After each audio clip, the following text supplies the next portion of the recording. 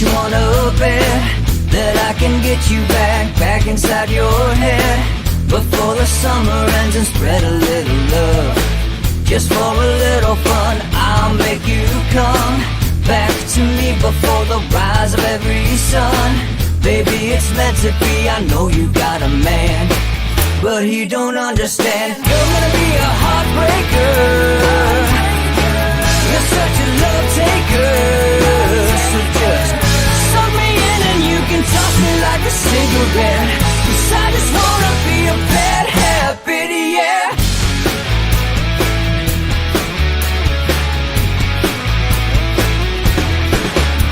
There's rhythm in our love, it's impressive, excessive. You can't make this stuff up. My chest beats, it's restless, wakes the neighbors up above. Yeah, baby, come and show me love. Baby, come and show me love. Because you're gonna be a heartbreaker. You're such a love taker. So just suck me in and you can toss me like a cigarette. 'Cause I just wanna be a bad habit, yeah.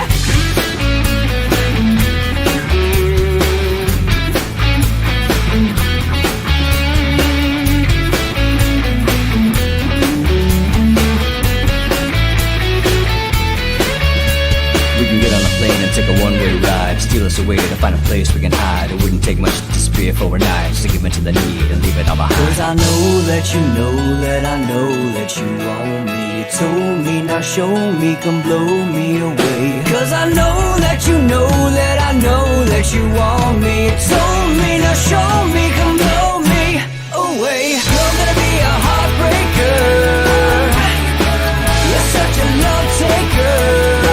So just suck me in and you can toss me like a cigarette. 'Cause I just wanna be a bad habit, yeah. You're gonna be a heartbreaker. You're such a love taker. So just suck me in and you can toss me like a cigarette. 'Cause I just wanna be a bad habit, yeah. Suck me in and you can toss me like a cigarette. 'Cause I just wanna be a bad habit, yeah.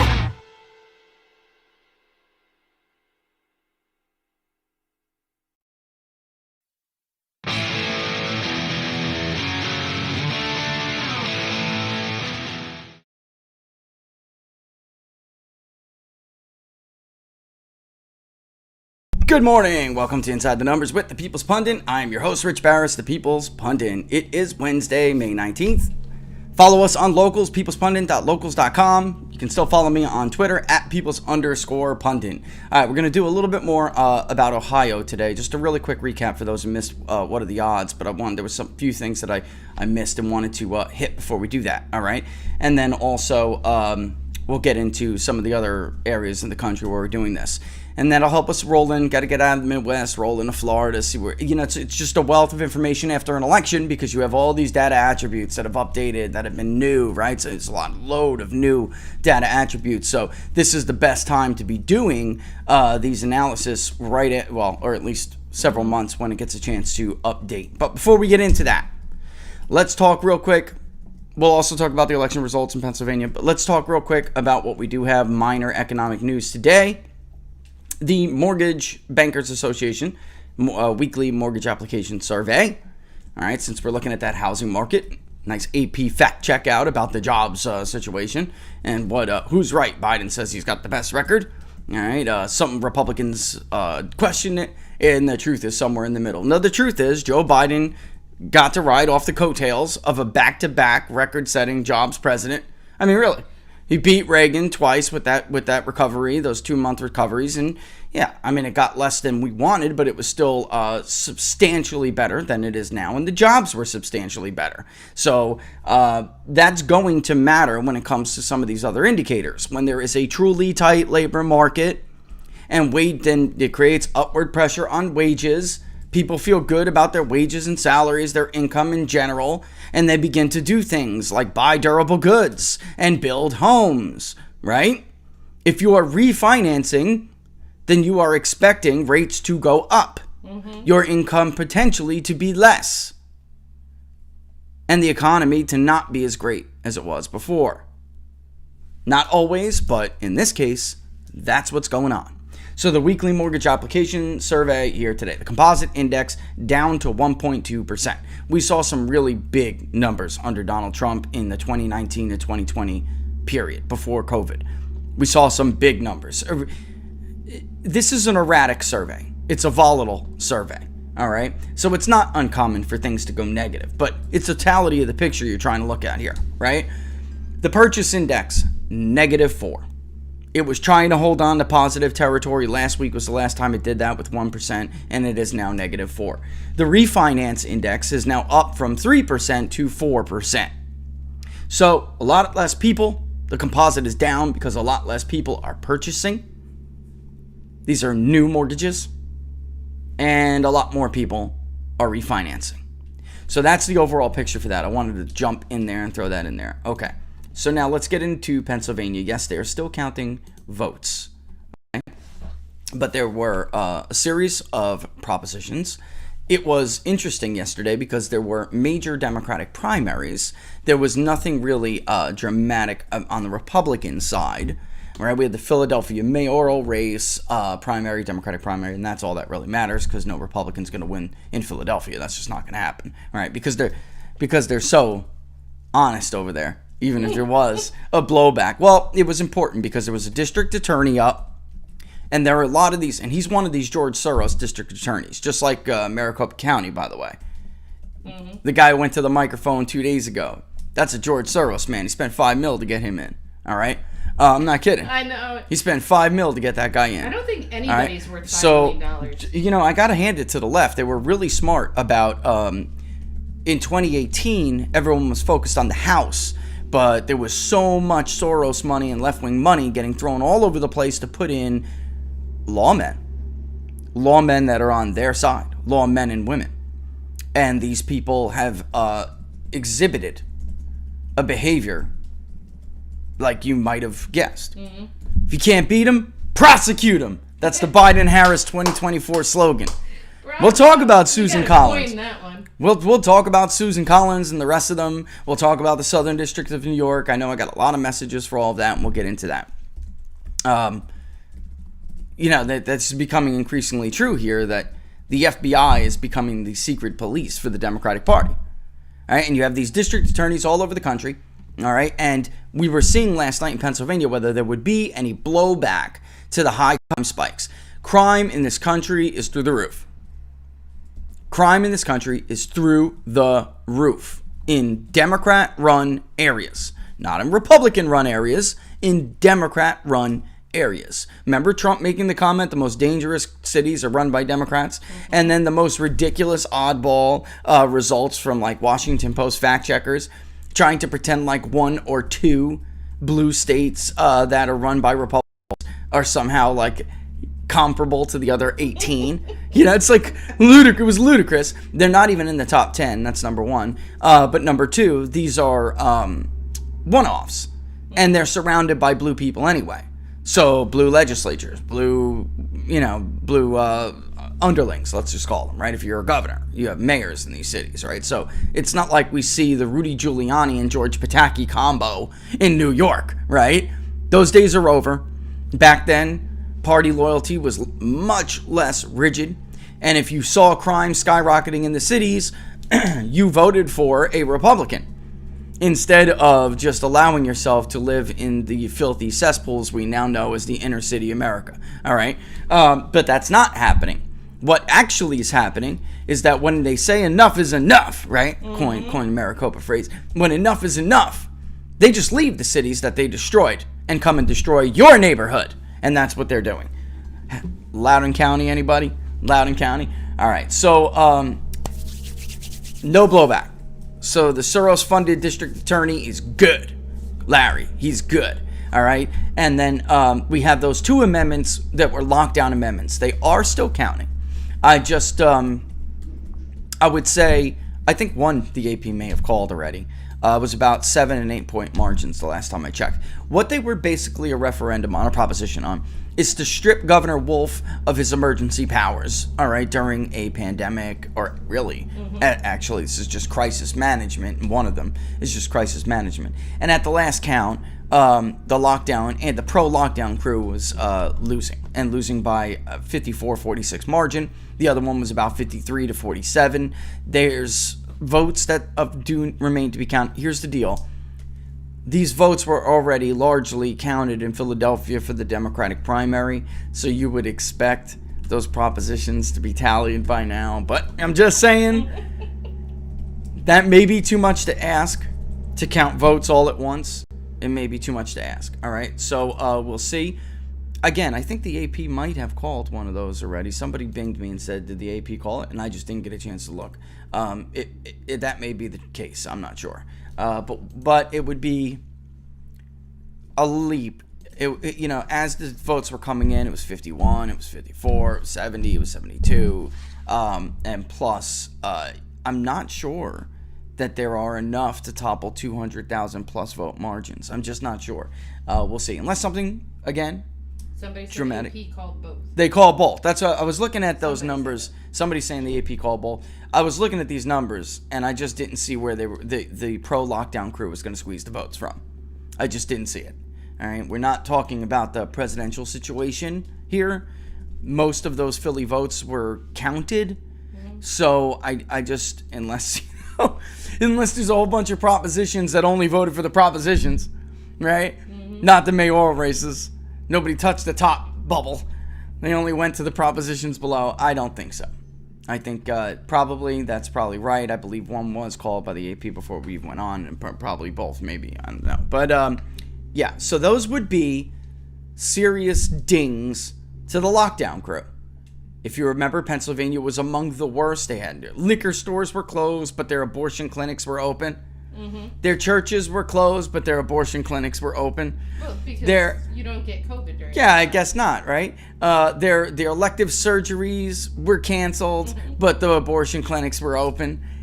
I mean, he's he's like a mini Cuomo over there, sending nursing homes to their death while nursing home patients, sending infected individuals to the nursing homes so they could spread it around. And, again, democide, that shouldn't be characterized as a COVID death. That is democide, death by government. And if it wasn't by a government policy, they'd still be alive in all likelihood. That's death by government. That is not COVID-19. All right. And then, by the way, Rachel Levine, Biden's own.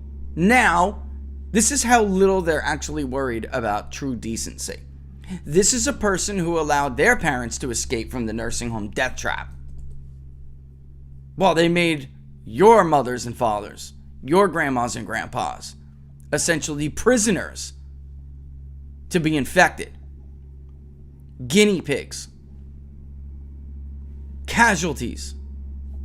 Acceptable casualties. Preach it. Raise the numbers before the election. Rack up the body bags with the old people. We need to get Donald Trump out of there. So they got it. All right. And then before we get into some numbers here, some other things that are going on in the news. You might have heard, like I said before, the FBI is investigating Susan Collins. All right. And they're investigating a donation to Susan Collins. I'll explain it all in a second. But they are investigating Susan Collins. And I just want to point out here, again, if you can't beat them with your fake polls and all your other nonsense, if you can't beat them, prosecute them. It's a win-win for them. They spent obscene amounts of money in the state of Maine to defeat Susan Collins, which was primarily driven at first by her vote to confirm now Associate Justice Brett Kavanaugh. It was an anti-life movement because these were pro-abortionists who were afraid that Brett Kavanaugh, who apparently is a coward, now they're taking up the Mississippi ban. I guarantee you that Trump's so-called conservative picks that we were supposed to worry about ending Roe v. Wade will cave, and at least two of them will vote. One, if not two, will vote with the liberals. You better just damn rest assured that Justice Roberts is going to stab you guys in the back on this one. On the Mississippi case, that's going to happen, so just get ready for that. All right? I'm serious. That's going to happen. But all of the hoopla, all of the hollering, all of the frantic, and I mean, frantic's not the word. What is the Chicken Little, the sky is falling, right? we're all going to go back to the coat hanger days now that Brett Kavanaugh is on the Supreme Court. That is what started this. But here's what happened. The FBI is investigating it's called the Martin Defense Group, okay? They're a government contractor, and they do business in Maine, all right? And what they are saying are that their top guys donated to Susan Collins and that those donations were allegedly illegal, all right? Not just her campaign, but the PAC, all right? I think there's just one. Let me look. Super PAC, 1820, the 1820 PAC, all right? Per this search warrant application. So we shall read the search warrant right now, all right? I, me, a federal law enforcement officer or an attorney for the government request a search warrant and state under penalty of perjury that I have reason to believe on the following person or property, one digital storage media device, serial number, I'm not going to read it, containing the images of 2 wireless telephones located at 6014 4th Street, Northwest Washington, D.C., as described in attachment A. All right. Anyway, the basis for this search warrant under Federal R Criminal P-41C is checkmark evidence of a crime. Box checked. Box checked. T's crossed, I's dotted. The FBI is grossly corrupt. They're so corrupt. It doesn't matter if this is legitimate anymore, which it probably is not. But it doesn't matter if it is, because it's illegitimate in the sense that we only prosecute one side of the ideological spectrum in this country. Evidence of a crime. This is solid secret police level kind of. It's not biased. It's not bias. Arbitrary justice. No. It's persecution. It is persecution. Nobody in the FBI has been punished for what we now know to have been grossly illegal conduct against the Woods procedures when getting search warrants to spy on Team Trump. Russia collusion was a hoax. Spygate was not. If you don't know that by now, I strongly suggest changing your media resources. Start looking into other sources of information. But this is illegitimate in the sense that we still haven't seen anything. Look, if Durham was investigating Democrats and as much evidence was already up against the McCabe's, Comey, Peter Strzok, Lisa Page, Baker, down the line, even hell Joe Biden, it was his idea to use the Logan Act we now know from White House logs and from scribbling notes from Peter Strzok. It was now President Joe Biden's idea to corruptly use the Woods Act to go after General Flynn for doing nothing wrong. The content of the conversation General Flynn had, there was nothing wrong with. That was all a lie. The goal was simply to get the man in a process crime for forgetting a date, because that's essentially what he did here. All right, so the bottom line is, even if this is legitimate, folks, even if it is, I would say that it's not, because the bottom line is you can't just prosecute one side of the spectrum in this country. That's not how it works. It is not how it works. You have to prosecute both sides. Otherwise, you're not living in a legitimate justice system. It's really that simple. All right. So on to, it is already 11:20. Show announcement. Is that thing booked or not? Can I say it or what? Is it done? Happy. I think it is. Our friend is probably coming back on Friday. We started to do this, kicking around this idea that we'll do some more interviews since we get a lot of press to do interviews, right? But I would like to at least keep the subject material, what you would expect from, our show, right? So, I'm thinking since Friday is Freewheeling Fridays. Friday, it is going to happen, but we're just nailing down the time. Okay. Thing. All right. So, we're thinking Freewheeling Friday is probably the best time to have people on. So we're going to bring Matt Braynard back on Friday to talk about his lawsuit in Stark County, okay? Which I thought you guys might like. There is, I know, I'm like, about Maricopa. Okay. There is no, I'm trying to answer a bunch of things that I saw before that I promised on Locals I'd get to. It is not normal, okay, Here we go. for recorded logs, and it's a little different how it's done in Maricopa. And as I and others have told you multiple times, Maricopa was not really the true source of all the quagmire in Arizona. That's not what was the problem. Apache County was the problem. Pima County was the problem. Even Cochise was a problem, if I'm saying that right. So it's not just blue, you know. But Maricopa was actually one where you wouldn't think there was such an, you know, what's the word I'm looking for? A mess, you know, a complete and total catastrophe. And so what we're seeing here now, the Maricopa Board is saying basically they refuse to comply with the legislature's order for this audit, which was upheld already by the courts. So understand that this was challenged before, okay?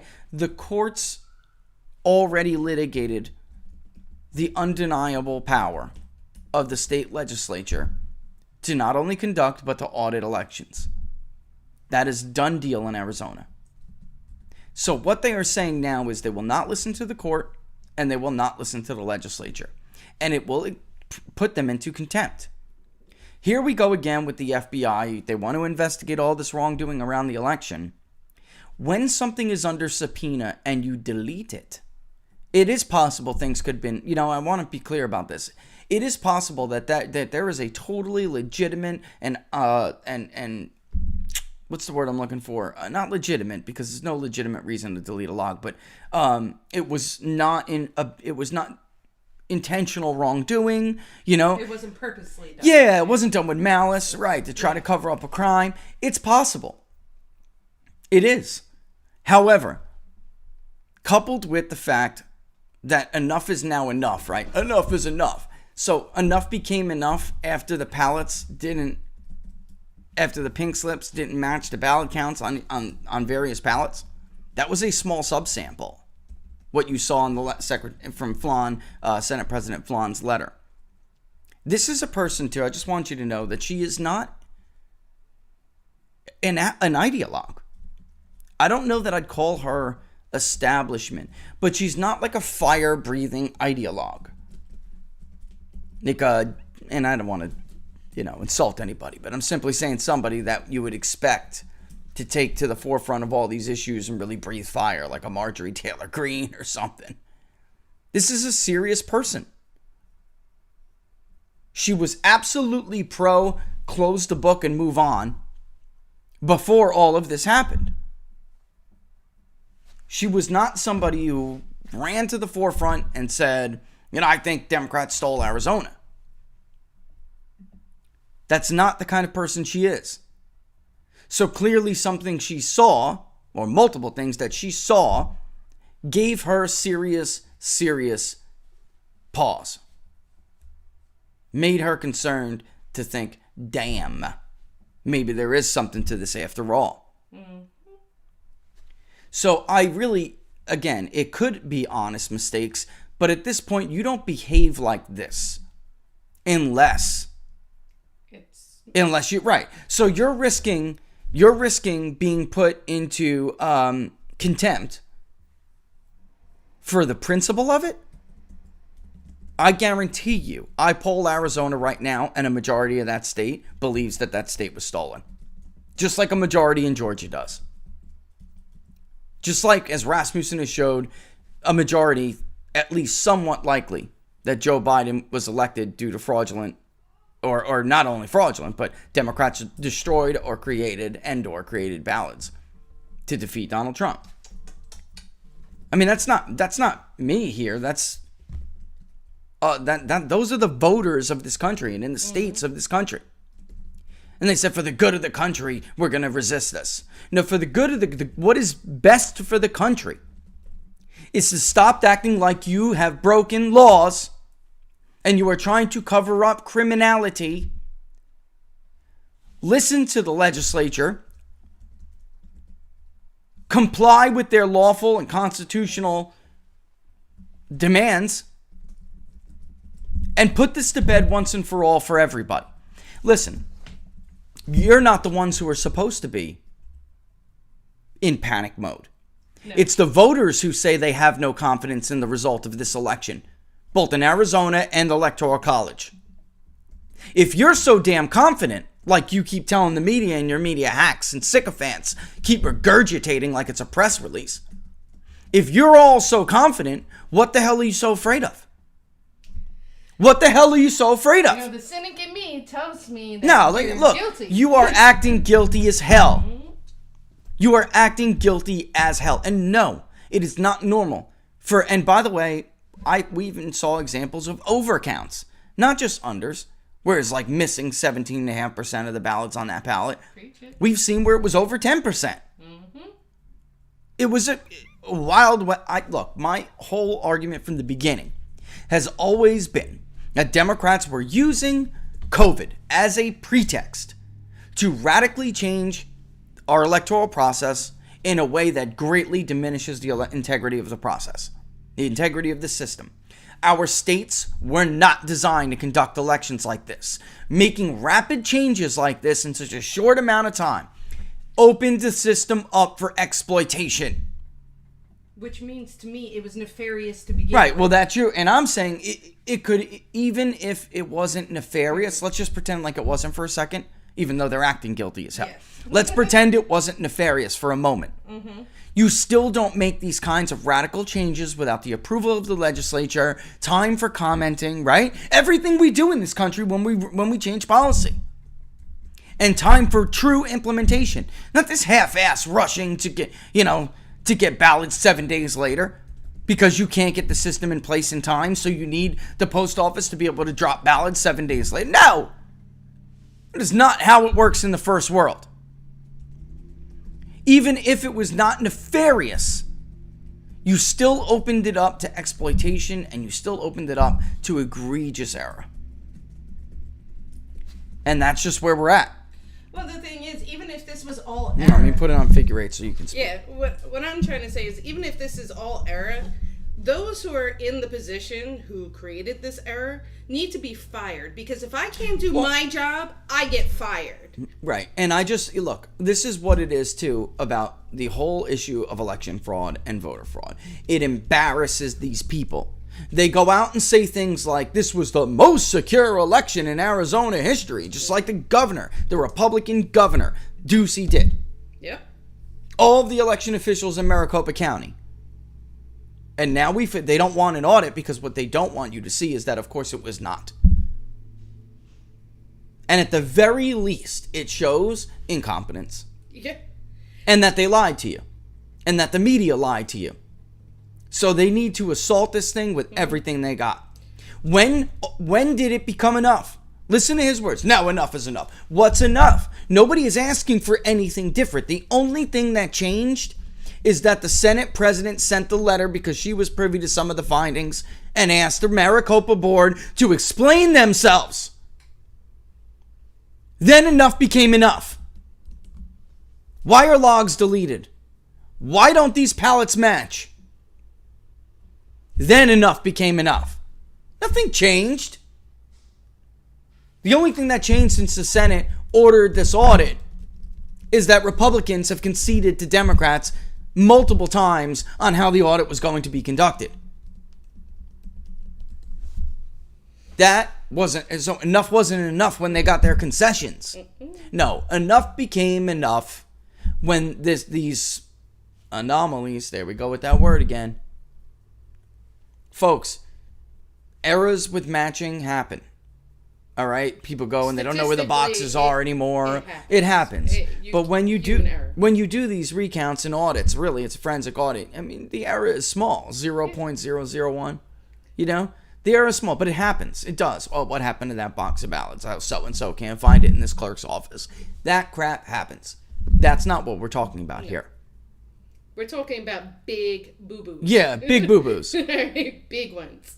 To the point where, I mean, you don't need to change 10% of the outcome in Maricopa to overcome the certified result statewide. You need 0.2%. That's it. I mean, It's over after that. I'm beginning to think that, I need to sign up for these positions because you can't get fired if you mess up. And that's, the ultimately, look, Maricopa is not a blue county. It has changed and shifted, but it is not a blue county. If some huge scandal like this was to happen, Laura, they would absolutely face voter wrath. Yeah. I mean, I am serious. The county recorder would be in deep trouble. By the way, there is some news for those who care about election integrity. I'm not going to blow it up. I'm not getting ahead of someone's announcement. But there will be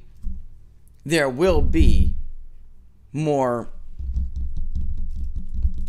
honest, dependable, and straight shooters running for very important office, or definitely one I am thinking right now, running for office that is a very important office when it comes to elections.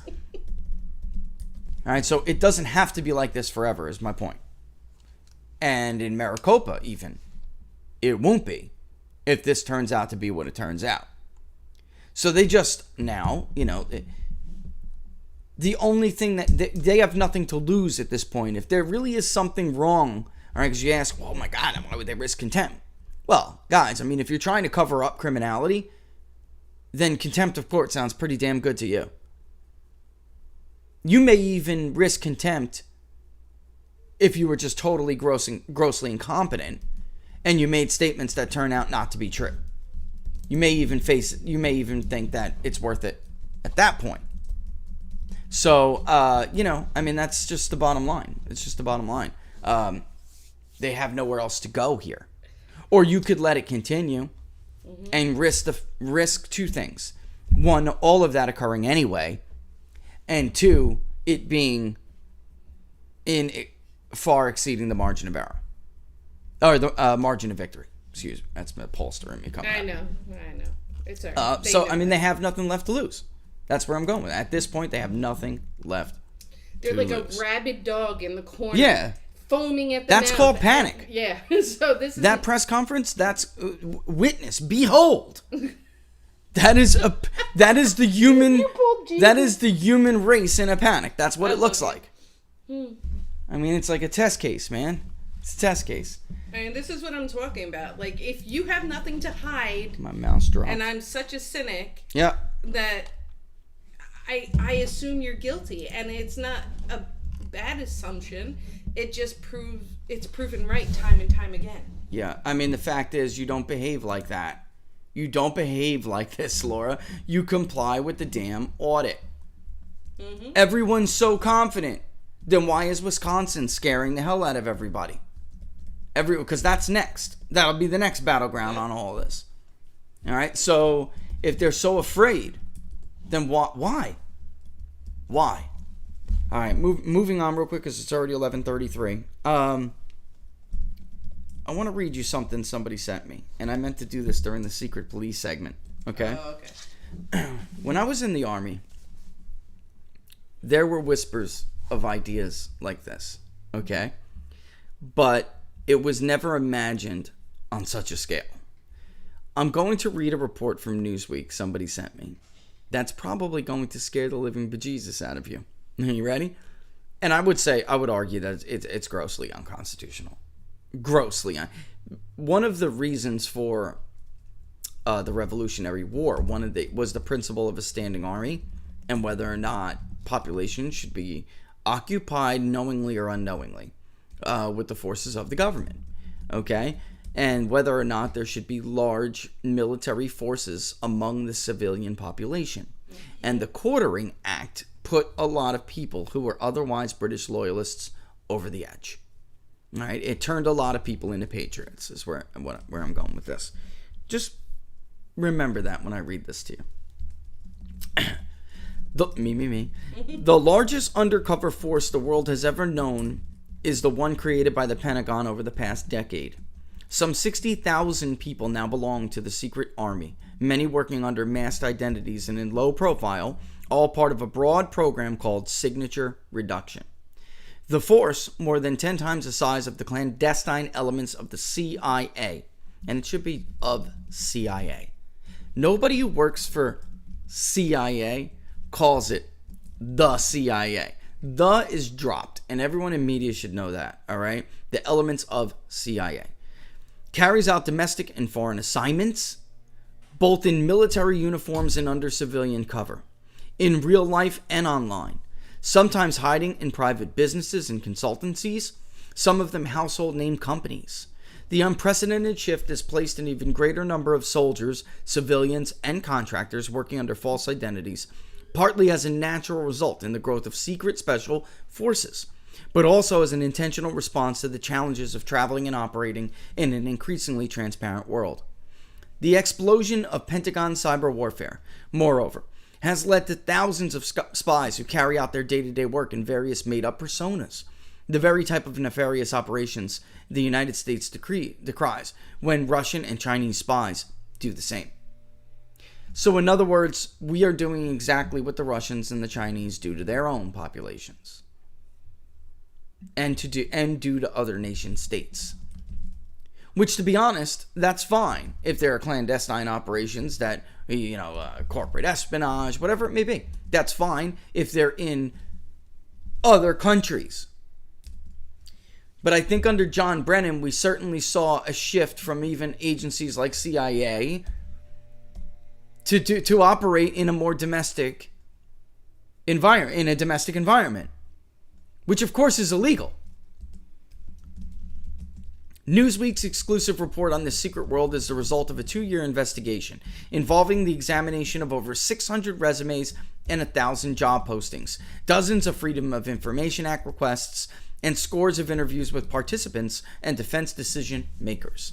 What emerges is a window into not just a little-known sector of the American military, but also a completely unregulated practice. No one knows the program's total size. And the explosion of signature reduction has never been examined for its impact on military policies and culture. Congress has never held a hearing on the subject, and yet the military developing this gigantic clandestine force challenges U.S. laws, the Geneva Conventions, the Code of Military Conduct, and basic accountability. I'm going to put this up for people to read because this is so unconstitutional. 10 years ago, even though it obviously began 10 years ago. Or no, not 10 years ago, because that would have put us right smack into Barack Obama. 15, 20 years ago. 20, even after 9/11, you still would not have thought possible or legal. If you remember, the Department of Homeland Security was controversial, which I do not support. I think DHS should be abolished. Al-Qaeda, the threat from Al-Qaeda is still there. We still have Osama bin Laden run all over the place. No, we don't. Maybe obviously there are similar threats, but we lived just fine with DHS before 9/11. The fact of the matter is, I'm not sure we really needed it to stop another 9/11.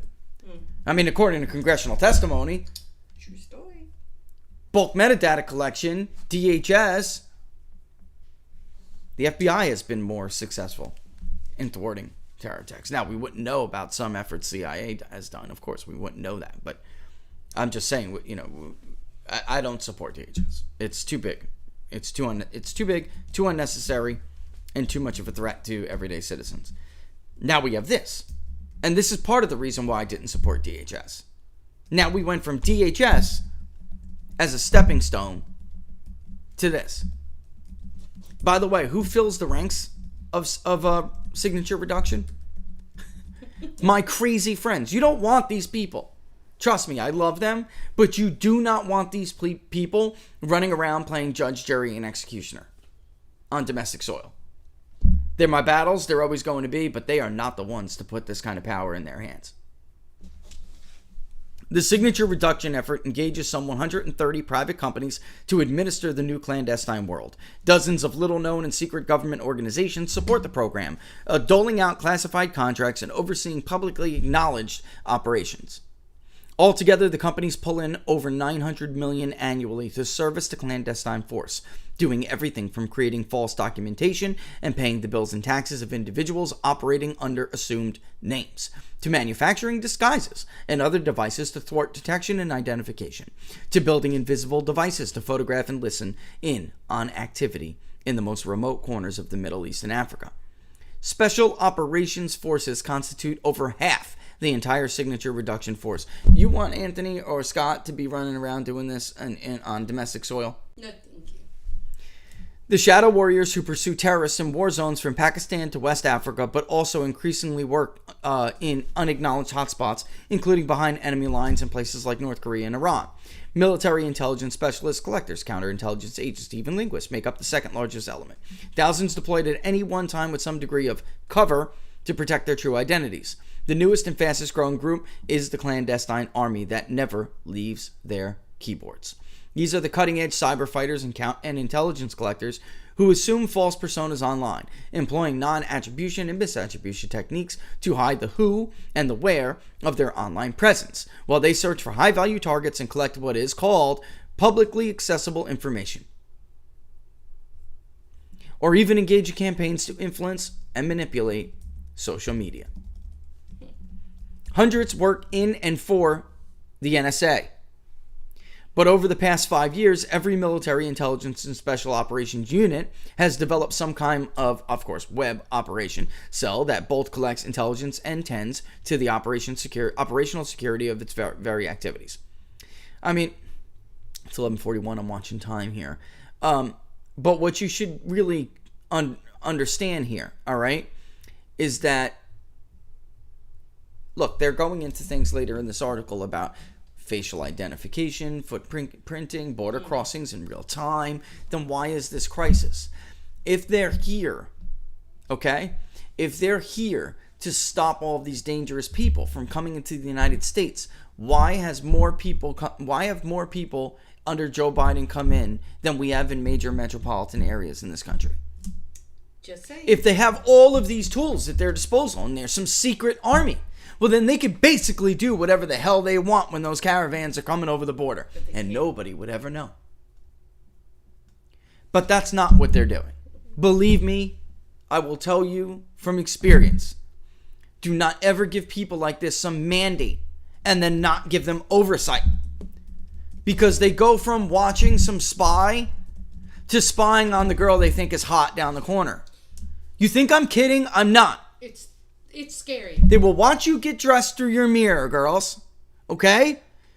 Don't leave your laptop open unless you want that guy you don't know is a spook up the road watching you change bras in the morning or take a shower. And that's the least of how they could abuse their power. No oversight. Congress has never held a hearing on this. This was like a wish list when I was in the Army. Mm-hmm. This was a wish list that nobody ever really thought that they could get. It's a fairy tale. It was a fairy tale. Mm-hmm. And this is supposed to be a civilian-controlled country. A civilian-controlled country. You cannot even claim that if you have these secret police operatives running all over the place. So the FBI is now the personal secret police for the Democratic Party, and we have secret armies doing whatever the hell they're doing, whenever the hell they want. The land of the free and home of the brave, my ass. I knew you were going to say it. This is bad. Mm-hmm. If they're so busy doing all this, 10 years, guys. 10 years. Then why didn't they stop the Pulse shooting? They didn't know one of Hillary Clinton's terrorist supporters, his son, was going to gun down a bunch of gay people in a nightclub in Florida? What exactly did these people do? Since the FBI couldn't stop them. I mean, on and on. 10 years. How many terrorist attacks in the last 6 years of Obama's administration? I mean, honestly, we should never have a school shooting Not with Ever. this kind of presence, Laura. Not with a Patriot Act like we have. I mean, they could tap into. Well, this is the thing. But After Snowden, they redid or revised the Patriot Act because of the bulk method, which is BS anyway. That was a total token bill. All right, but they revised. Who gave them the authority for this? Who gave them the authority for this? By the way, Newsweek, good job. Right? Well, that was just credit where credit is foot in due. the door. Good job, Newsweek. No, seriously, that's called journalism. That's called journalism.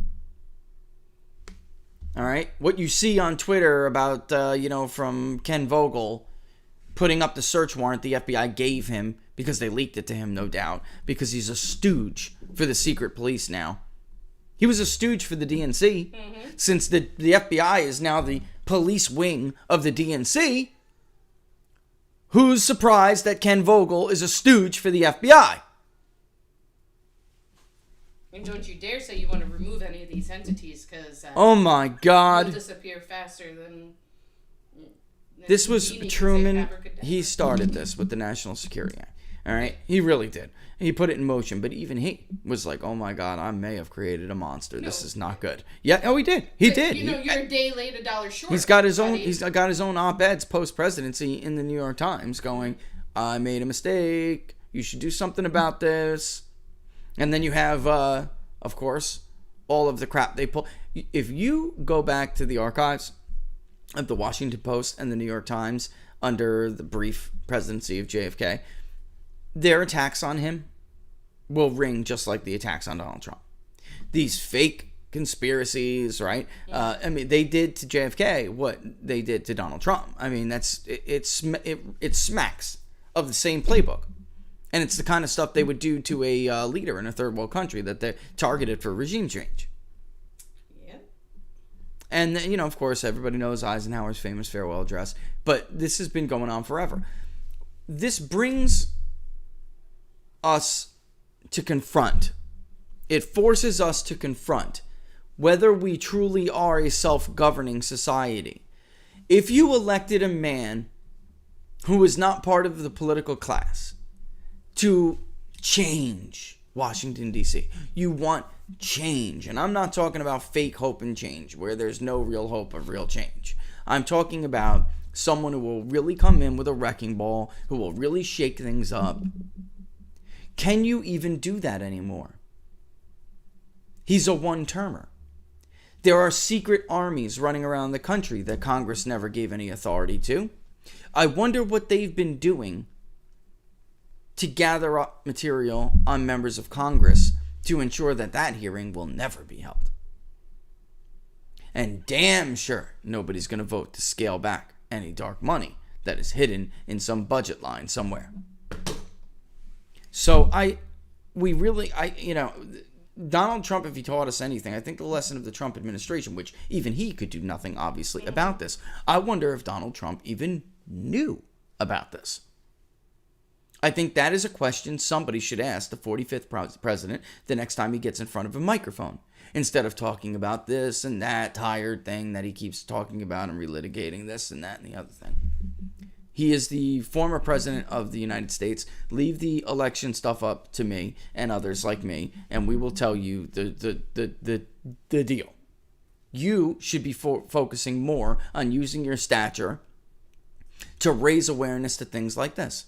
Mm-hmm. Next time, Dan, the next time you interview the president on your podcast, maybe it would be worth a couple of minutes of the interview, instead of talking about billboards saying you miss me yet. Maybe it would be worthwhile to ask the 45th president whether or not he knew there was a large secret army of former special operators running around the country, bigger than the clandestine operations at CIA. Folks, the clandestine operations, obviously, at CIA are for the whole world. Yeah. The rest of the world. Do you understand what I'm telling you when I say that this is bigger than the clandestine wing of CIA? It's not a little tiny organization just because it's CIA. Who the hell are these people going after? Those 3 letters cover the world. Who the hell are these people going after? Oh, man. And it really has to make you wonder, because look, a large part of this country got duped by that information warfare they waged against that man that you elected to bring about change, who basically did everything he promised he would do. Right? Whether you like it or you love it or you hate it, even Trump's biggest haters cannot deny that he kept his promises. They have to concede it. He was the one and only politician in my lifetime who did keep his promises. Even Reagan backed away from some pretty key promises. Donald Trump did not. The hardest of those to keep, he kept. Moving the embassy from Tel Aviv to Jerusalem. Well, let's talk about that. That, folks, behind the scenes, anytime a president has ever tried to do that, a mountain of pressure has come down on them. And Donald Trump got that pressure, and he faced it off. He faced it down. And he did what he told you he was going to do. On the issue of the Trans-Pacific Partnership, have you ever seen anybody kill a trade deal? Has that ever happened before? How many presidents promised to renegotiate NAFTA? Basically every single one since NAFTA was adopted. George W. Bush didn't like NAFTA. He said we could renegotiate it and get better trade deals. Or George W. Bush circa 2000 anyway. The first GW.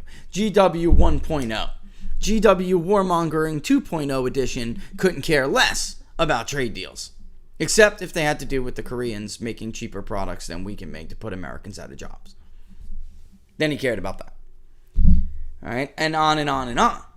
So you can't deny here this man was elected to implement real change, and he was essentially opposed by a permanent government, a shadowy, I would say that the government you see is probably the mirror image.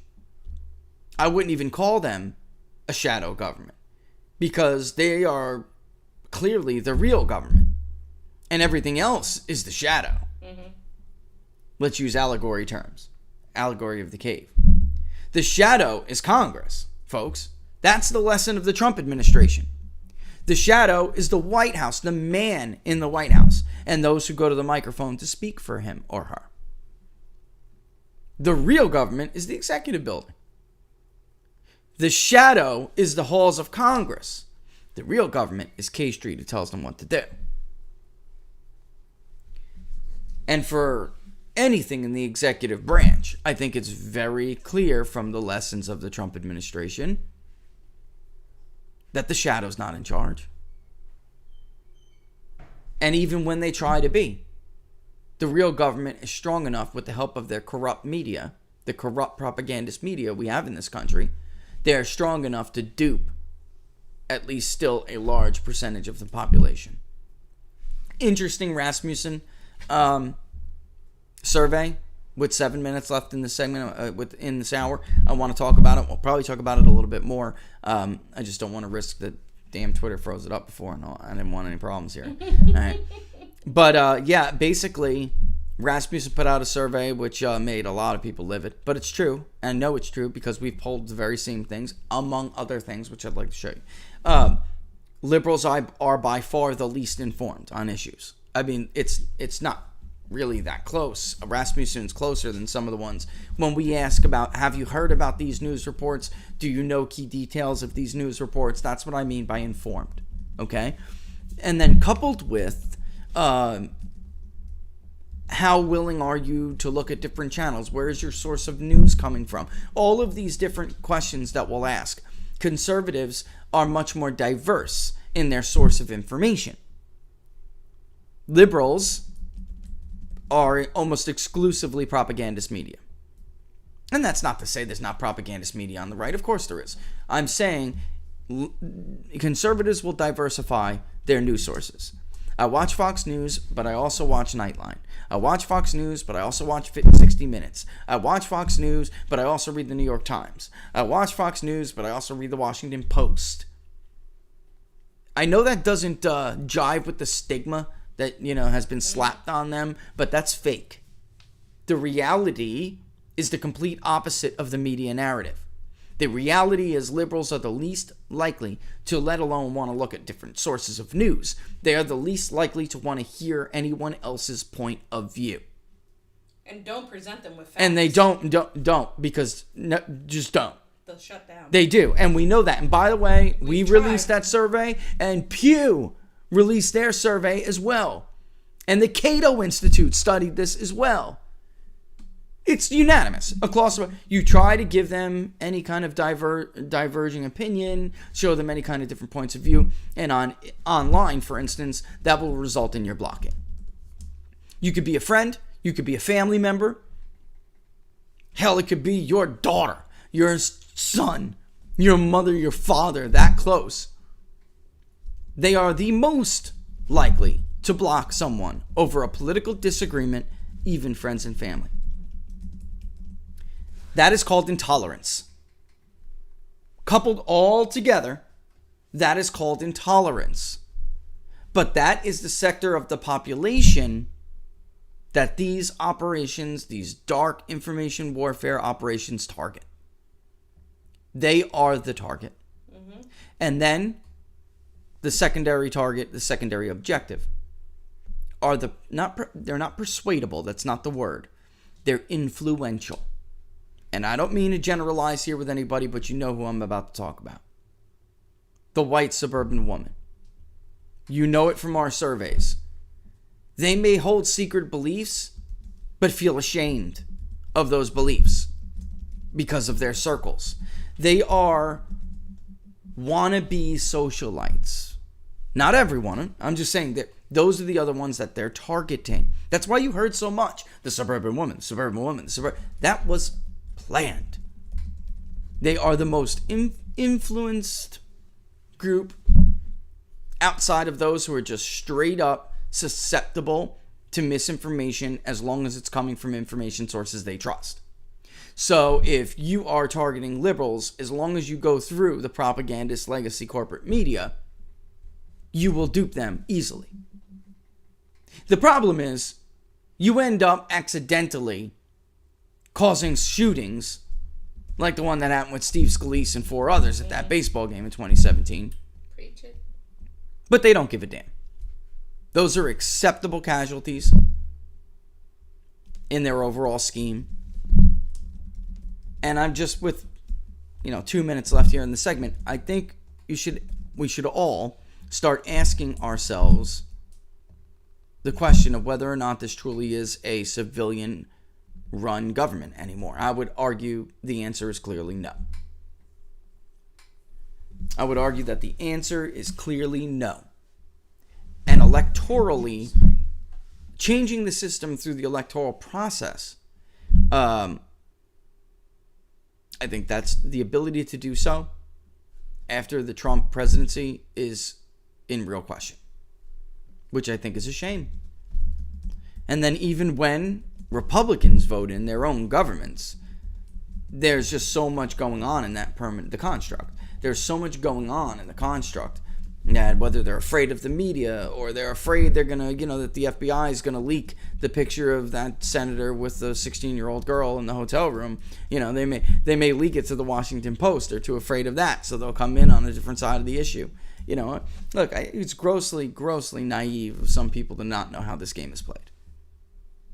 You think we moved on from that after J. Edgar Hoover? You're nuts. I think it's gotten worse.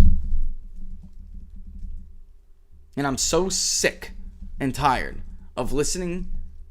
No offense to anybody. It's just true. The Sean Hannitys of the world, right? And all those other right-wingers who are like, I'm not talking about the rank and file. No, I am talking about them too. Who carries out these missions? You think I don't know people who are deeply upset in the Bureau? That's not the point. But they still follow the orders, don't they? Orders. Who raided Roger Stone's house? Who beat on Rudy Giuliani's door? If you really have a moral objection to something and you know something that is going on is wrong, you resign. Hell, the former Attorney General or acting Attorney General under Barack Obama Sally Yates refused to carry out an order which was a legal, what the Supreme Court ruled squarely within the scope of presidential authority, But she thought it immoral, so she resigned. So I'm sick and tired of people making excuses for the people who carry out these. You are under political persecution right now. Even someone as moderate as Susan Collins can't escape it. It's time to wake the hell up. If you're not a wokester, and that's not, I'm not just talking to Republicans here. If you are not a radical, you know from the polling, if you are not that 20%, you could be a target at any given time. Any given time. So stop making excuses for people who don't give a rat's you know what about you. Their paycheck is more important than your civil rights. Their paycheck is more important than the Fourth Amendment. Their paycheck is more important than the First Amendment. Their paycheck is more important than the Second, Third, Fifth, Sixth, Seventh, Eighth, Ninth, 10th, and down the damn line amendments. And we will be back in 2 minutes. You're watching Inside the Numbers. Don't forget to follow us on Locals, People's Pundit, locals.com. Join the community. Also, you can still follow me on Twitter, of course, at Peoples_Pundit. And am I missing anything? Today is Wednesday. There's shows announcements on Wednesday, aren't there? We have Unstructured. Oh, for the love of God, this won't work. Yeah, why don't you go tell them why I try to figure this out. So, on Thursday at 5:30 p.m., you need to join Eric Hunley on his Unstructured show. Don's on Thursday at 5:30. 5. Eric Huntley, 5:30. Okay, I'm mixing it up. I think Don's 2. Ah, crap, Don. Anyway, text it to me, Don. Stop ruining me. Sorry. At the moment. I am totally All right. So again, Eric Hunley, Unstructured. He will have Modern Warrior Joe Kent, former Ranger, Special Forces, CIA officer. That's the kind of guy running around right now in a secret army. Now congressional candidate on. So give him a tune in there, and we'll be there. So see you there. Best guys in the world. I'm not at all, of course, casting aspersions on this guy. I'm just saying with his qualifications, that's the kind of person that that program has targeted for employment here. So, the great guys, best friends in the world you could possibly have, but sure as hell not the ones you want watching out for your Fourth Amendment privacy rights. Okay? All right, we'll be back in, or maybe he's different. I'm not saying him specifically. Not him in general. Talking about those kinds of people. They tend to really love breaking and bending the rules. Okay? And there's even sayings. It's only wrong if you get caught. Right? So it's only cheating if you get caught. It's only breaking the rules if you get caught. I mean, anyone who's been to Buds, went through SFAS, you know all these things. All right? It's what is that saying? It's you rather do it and then be sorry or something. If you get caught, then you're sorry or something. Yeah, you're only sorry if you get caught. You're only sorry when you get caught. You'd rather do it and try and do it and then don't ask, just than to fail at it. You rather know that you tried everything than to fail because you were too afraid to try to break the rules. Basically that's the mentality. It really is, and it has to be for what they do against the enemy. I'm uncomfortable with that mentality being on U.S. soil. That's where I'm going. All right. We'll be back in 2 minutes. You're watching Inside the Numbers. How much you wanna bet that I can get you back inside your head before the summer ends and spread a little love. Just for a little fun, I'll make you come back to me before the rise of every sun. Baby, it's meant to be. I know you got a man, but he don't understand. You're gonna be a heartbreaker. You're such a love taker. So just suck me in and you can toss me like a cigarette. 'Cause I just wanna be a bad habit, yeah.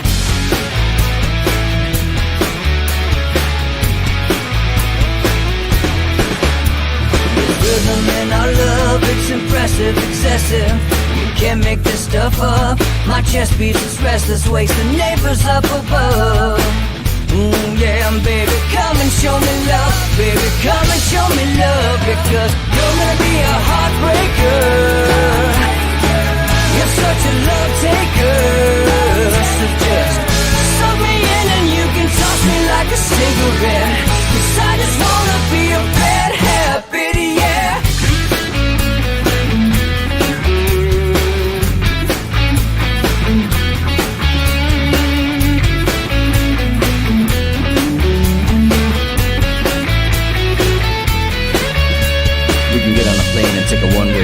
steal us away to find a place we can hide. It wouldn't take much to spear for a knife, just to give in to the need and leave it all behind. Cause I know that you know that I know that you want me. You told me, now show me, come blow me away. Cause I know that you know that I know that you want me. You told me, now show me, come blow me away. You're gonna be a heartbreaker. You're such a love taker. So just suck me in and you can toss me like a cigarette. Cause I just wanna be a bad habit, yeah. You're gonna be a heartbreaker. You're such a love taker. So just suck me in and you can toss me like a cigarette. Yes, it's rather seek Cause I just forgiveness wanna than be to ask a for bad habit, yeah. Suck me in and you can toss me like a seek forgiveness cigarette. than- Cause I just wanna be a bad habit, yeah.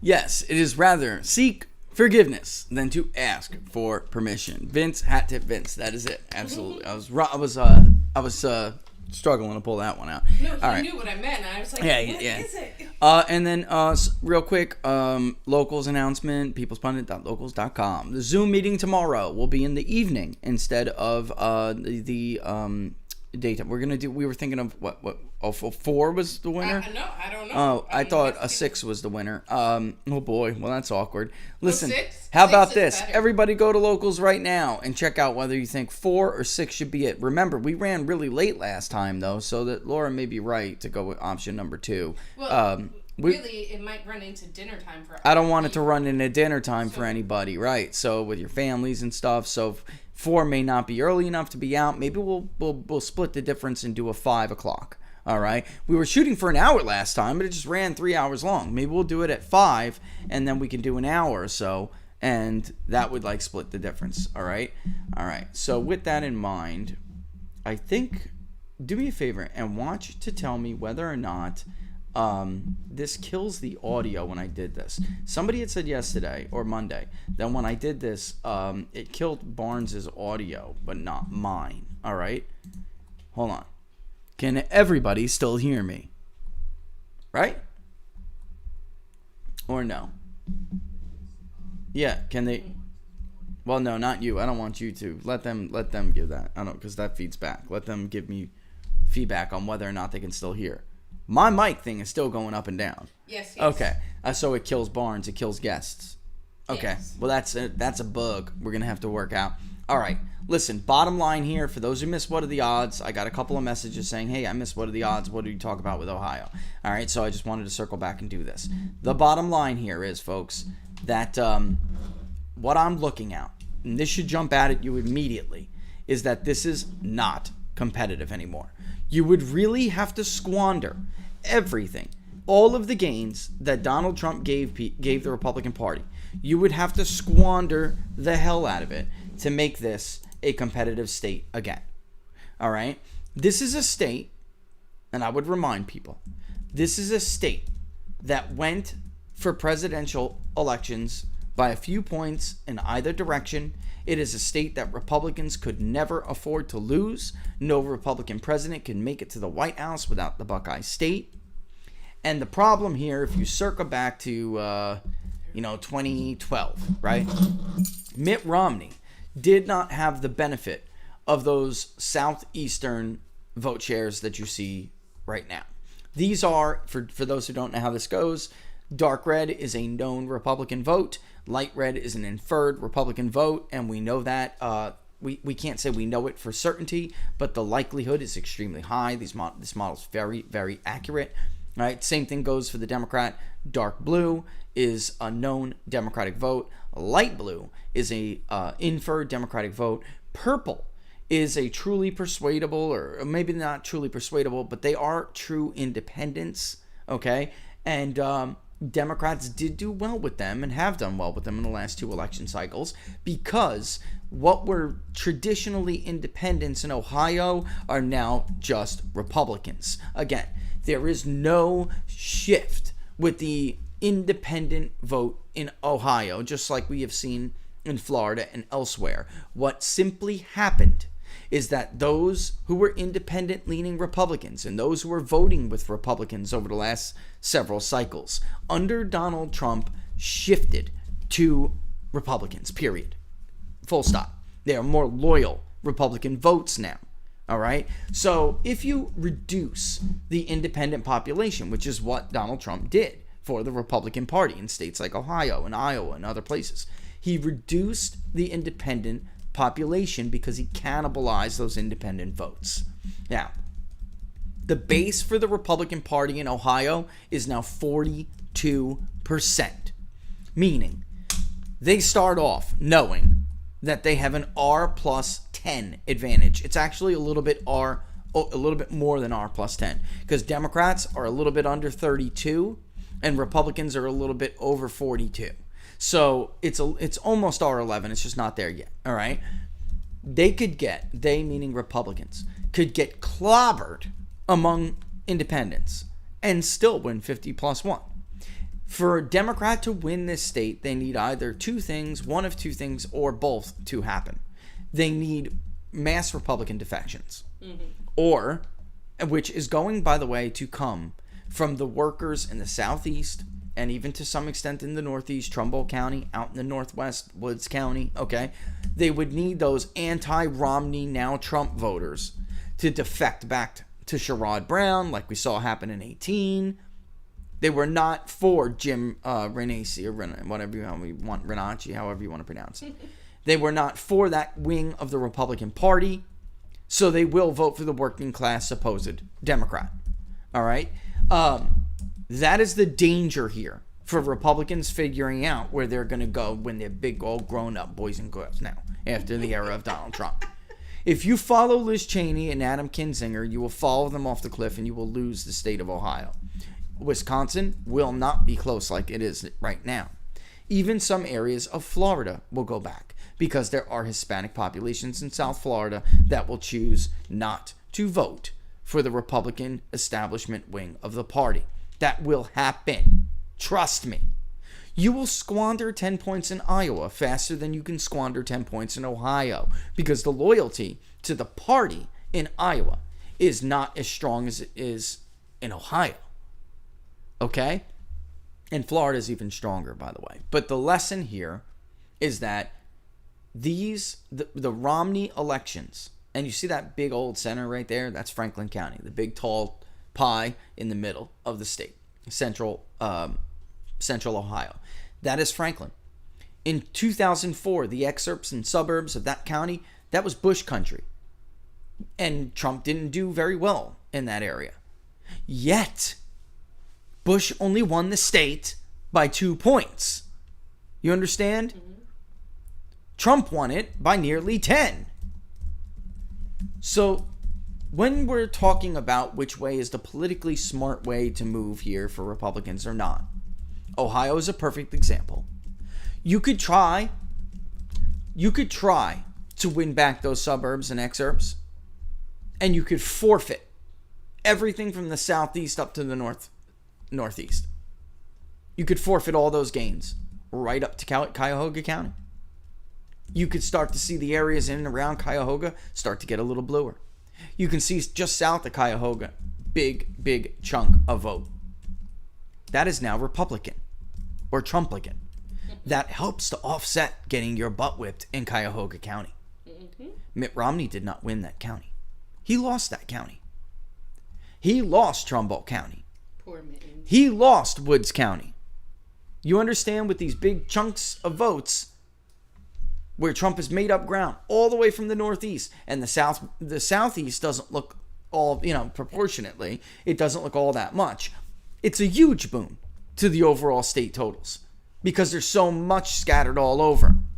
Yes, they're smaller vote totals, but they are scattered everywhere, and they're more and more solidly Republican. Look at some of those areas, folks. There are tiny slivers of blue. You need those 65, 70% victories. You need them statewide in those areas to offset the damage that you're going to get in Cuyahoga. The damage, by the way, Donald Trump didn't even do that bad out and around Toledo.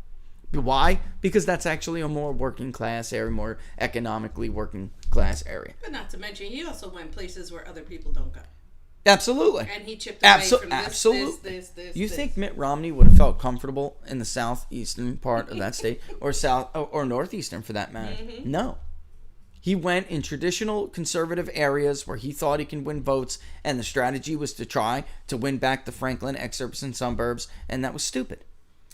I mean, he wasn't going to win them by a large enough amount. He just wasn't. He was just living up to the stereotype. So that's it. He was playing into the stereotype. He was playing into the electoral map, the borders of the electoral map, as defined by Democrats and their friends in the media and their favorite political pundits like Frank Luntz. Winner, chicken dinner. Yeah, I went after Frank Luntz last night. Why is Emerald Robinson and I the only two talking about how Frank Luntz is literally taking his clients' money and going on shows like Chelsea Clinton, her new fake podcast, like she's playing journalists, like George Stephanopoulos was playing journalists. I kid you not. I just can't get rid of the Clintons. And they literally booked a segment for Pfizer. And Frank, like, is it not telling? And I said, did you happen to ask Frank during that interview whether or not he tapped his vast knowledge and experience from convincing the middle of the country to become opiate addicts for Purdue Pharma?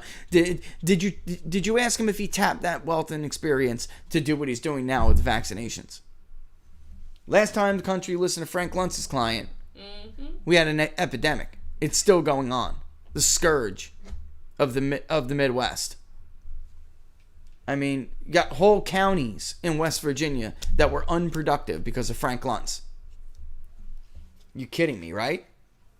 You're kidding me, right? That says all you need to know, though. That's what I'm trying. Like, common sense. Do the math, people. And that's Kevin McCarthy's buddy. 1 + 1 = 2. It's incredible. Not 5 like they say. Yeah, I mean, really don't have to read that much into it. No. He gets paid by corporate clients to push his views on media outlets as legitimate research. So he'll pretend like he did a focus group or something, okay? And that focus group just happened to have the viewpoints of his client, right? Mm-hmm. And it's a total scam. But it's a lucrative scam. And there are victims, though, from this scam. There are victims from this scam. It is not simply trying to persuade somebody to vote one way or do something. This should be criminal. Mm-hmm. What he does, honestly, should be criminal. I would never, ever take my clients' viewpoints and push them as legitimate research under the guise of legitimate research. There is something, even if there's not a rule about it, Laura, there is something deeply unethical about that. Deeply unethical. So, it is what it is. It is what it is.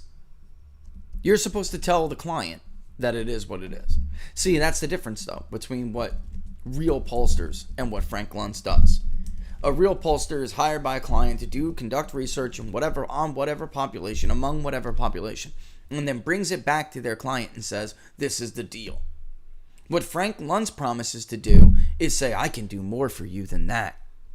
I can use all of my media contacts and my political friends to get on TV, to get on Twitter. By these last 10 tweets are Pfizer-funded tweets. And he says, I can pretend this is legitimate research.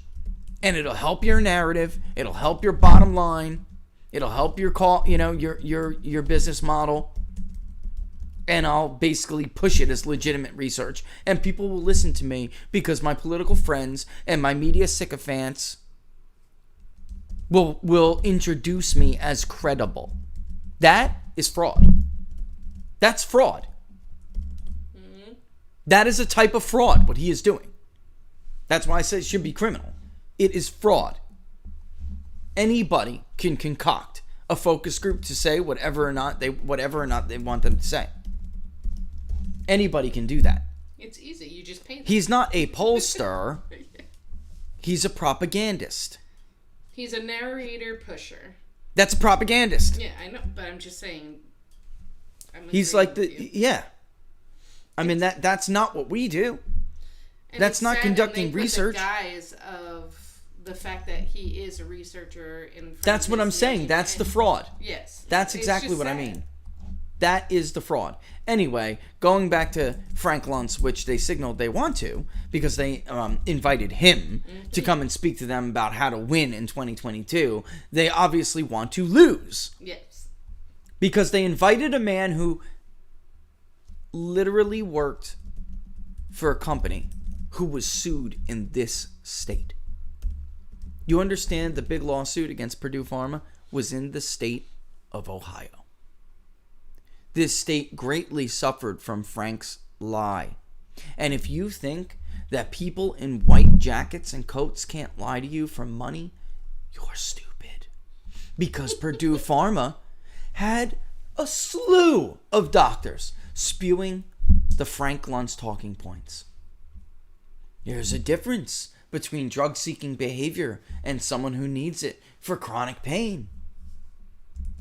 There is quality of life issues at stake here. This is a safe drug. It would have been different if they would have said, there's a quality of life issue here, and you need to choose whether or not you want to live with pain or you want to live with an addiction. Because you have to choose. This is not a secret pill that will get you out of chronic pain, will cure your chronic pain syndrome without addictive side effects. And worse, and other side effects, like malnutrition and bone density, among other things. But that's not what they did.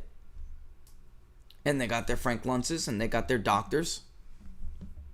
Hell, there was a whole 60 Minutes thing about it. Widely respected chronic pain specialist looking at the camera and bald-faced lying. Just because somebody comes in here with drug-seeking behavior doesn't mean they're an addict.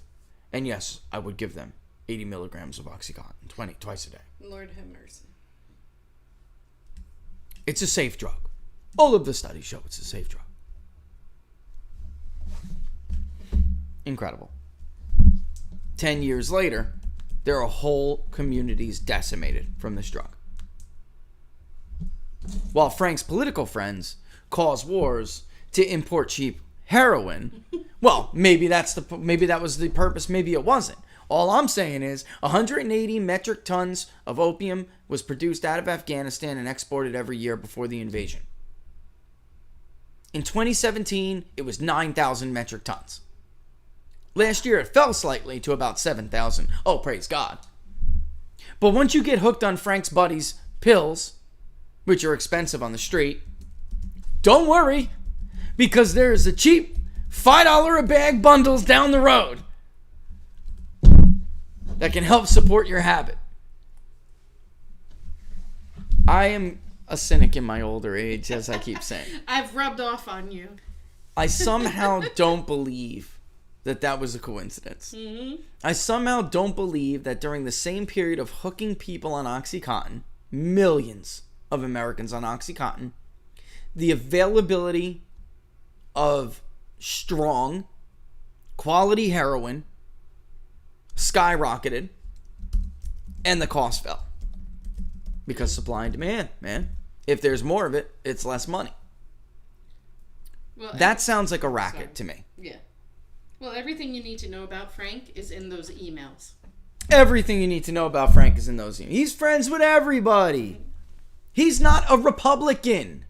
Can we stop saying Republican pollster? He's not even an independent pollster. He's a whatever pollster. He's a how much money you got pollster. What did he say about he's Paul Ryan's lackey? He admitted it in the email. That's because Paul Ryan had money, though. Mm-hmm. And he was the Biden lackey too. Mm-hmm. Now he's he's in bed with the Clintons to make sure you stick 2 doses in your butt. He's in bed with the Clintons. Mm-hmm. He's whatever the wallet says he needs to be. Frank is purchasable. You can buy and sell Frank Luntz. He doesn't care. He doesn't feel used. He doesn't feel shame. He builds himself a mock Oval Office in his house, and it makes him feel good about being a crook. The delusion. Think about how delusional and how much of an megalomaniac you have to be to make a 75% accurate replica of the Oval Office in your home. And you're not a president. Yeah, I can see if you are a president getting a library or something. And you want a reconstruction of the Oval Office the way you had it during your years as president. That's different. That's not what's happening here.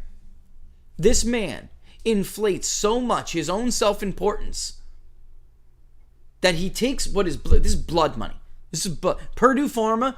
That's blood money. Preach it. They destroyed not families, generations, lineages. That's blood money. This is the worst. This guy is the worst in our society, not just in our industry, in our society. True story. And it is fraud, and it should be criminal. Damn right. But it's too much, because the FBI is too busy investigating Susan Collins.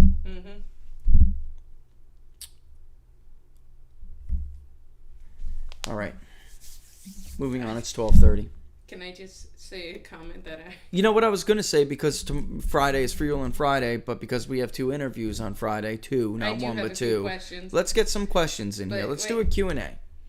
No, I don't know how many tacos Frank can eat in one setting. No, it wasn't that, but it was great. And I don't know how much Kevin McCarthy truly paid for that apartment. I can't say the beginning of his name, but it's slime Dustin. Balls. Said Frank Luntz is a data dancer, a poster prostitute, and a cross-tab cross-dresser. I like that. I couldn't have put it better myself, man. We should hire you for some quibs. Yes. You should start making up quibs for me. That was good stuff. That was excellent. Can I get that again? A data dancer. Oh, you want me to repeat that? Okay. A polling prostitute. A poster prostitute, a cross-tab cross-dresser. And a cross-tab cross-dresser. I love it, man. I told you, he's whatever he needs to be. He is not a Republican pollster. He's whatever he needs to be. And I'm telling you, it must have burned him to be the last 2 paragraphs in an expose about me. And why he's so inaccurate. And I am not. And not just me, but there was others too. I dominated the thing. But there were 2 others that were mentioned, rightfully so. And it was an article that simply asked, is it time to move on from these losers? And the answer was yes. And the answer was yes. As much as it pained him to say. He couldn't just say it. He couldn't just say it. He couldn't just say it. Records matter, man. In the end, records matter. Smears fall away. Smears fall away. Records matter. All right, you ready for some of your questions? All right, so Nike from local... Another Luntz client. Which state does Rich plan to run further voter regression analysis on? Oh yeah, we're gonna do a lot, right? So Iowa and Wisconsin are basically done. The graphs are not, but they're basically done. I promised somebody we will get to Florida too. Somebody asked me on locals. We definitely will get to Florida. But I want to do the Midwest before we go, and then we could basically do the Sun Belt. You know, we're gonna do them all. I mean, we are gonna. Well, all is in the sense of ones that are competitive, and then the second element to this will be, because once we all get a firm understanding, the second element will be ones that should be competitive, but for lack of a good messaging and infrastructure by Republicans are not. I have to hand it to Democrats. They are very good at looking at states that they know could be competitive and saying, what do I need to do in that state to make it competitive? 4 years from now, 8 years from now, 12 years from now, 20 years from now. And by the way, Frank Luntz is helping to ensure that Arizona goes purple. And I mean, goes blue, not just purple. Mm-hmm. That's what he's doing in Apache County with Nike, folks. Politics is not just about demographics. It's about economics. And one thing I think Trump failed on pretty significantly. I mean, another term, he would have made long-term damage. Probably. Most likely. Because the move for us to be a services economy helps Democrats. Politically, it does. Donald Trump was changing our economy back into it was a goods producing sector. Not fully, not majority, but it went from those jobs are gone forever and you'll need a magic wand to get them back, right? What are you going to do? Wave him? What's he going to do to bring all these jobs back? Wave his magic wand? Barack Obama? Well, I guess he had a magic wand because it was working. The truth is they don't want those jobs back. Number one, it benefits their political friends. They like cheap labor. They don't want American workers to make money. That's too much out of their pocket. They like overseas manufacturing, and they like domestic services. All right? The only thing they want to spend money on are professional class jobs. They don't want those jobs back.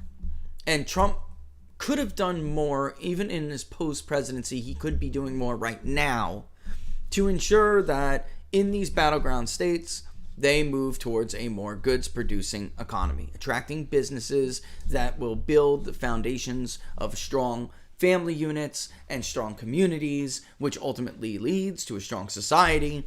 And they just happen to politically mature and vote Republican, right? So instead, we see we're gonna see the re-hollowing out of things, and it will be sad. It is sad, and you can see it now. Actually, we already see it taking place. There was a great. I don't like to pay for Fox Nation, but they did do this great report.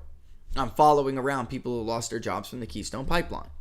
There were people who depended on those jobs, not just for their families, but to take care of friends of the family. I mean, the impact is almost immeasurable. And by the way, Biden, he's fine with pipelines for Vladimir Putin that take away our influence over Angela Merkel. That's what Trump was doing, making sure that Angela Merkel had to worry about where she got her oil from. That's how you bully Germany into paying their fair share in NATO, right? Yeah. Now Joe Biden greenlighted that, even though his family gets money from Moscow and nobody raises any questions about this. He greenlighted that, but he's killing pipelines here like crazy. So that would be it. If Donald Trump did that, he'd be impeached. He'd be impeached. Especially if his son and his wife were raking in the money from Moscow like Biden's family is. But again, that would be an impeachment. He would probably be removed for it. He would be impeached. He would be removed, yes. Not just impeached. Guilty. Convicted and removed. Yes. That's right. There is no doubt in my mind, because there would be Republicans who are pro-energy Republicans who would turn on him. Right? So he would absolutely be removed from that. But in any event, yeah, we're gonna to come full circle here. People hate when you there say are that. Well, I didn't say circle back, I said full circle. Okay. To come full circle here, we're going to start really making more of a point about this, and in the voter analysis models we're doing, we're going to help use them to really push that point, which is that economics is politics. It is.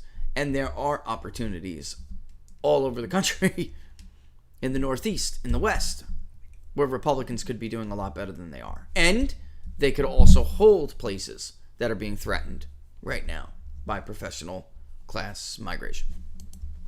All right, ready? I'm gonna say it's no. Arctos. What do y'all think about Meet Kevin running for governor of California? Yeah. I don't know yet. Hold on. As a matter of fact, I can't. I don't want to open up the browser. Don't you touch nothing. I'm afraid California is starting to turn into a show.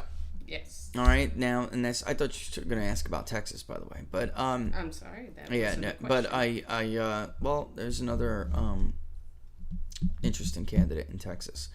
I'm afraid it's going to turn into a show. There's somebody who would have been a serious, viable candidate who now is worried. I know the Jenner thing really threw people for a loop, because like you're afraid to get in now and like trade blows with Jenner, right? Because especially if you're somebody like we had in mind, because that could actually hurt their career.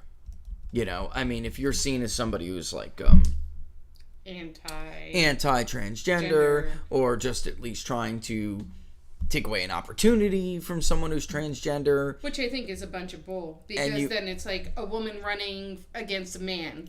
So is it wrong for a man to run against a woman? Because and I gotta tell you, I don't like even think Jenner woman. would say. I'm talking about the narrative that would adopt around it. Right. Look, Jenner wouldn't even say Use that. his own you know? words. Fair, or Jenner's words. It's word. Whatever. Oh, God. I can't.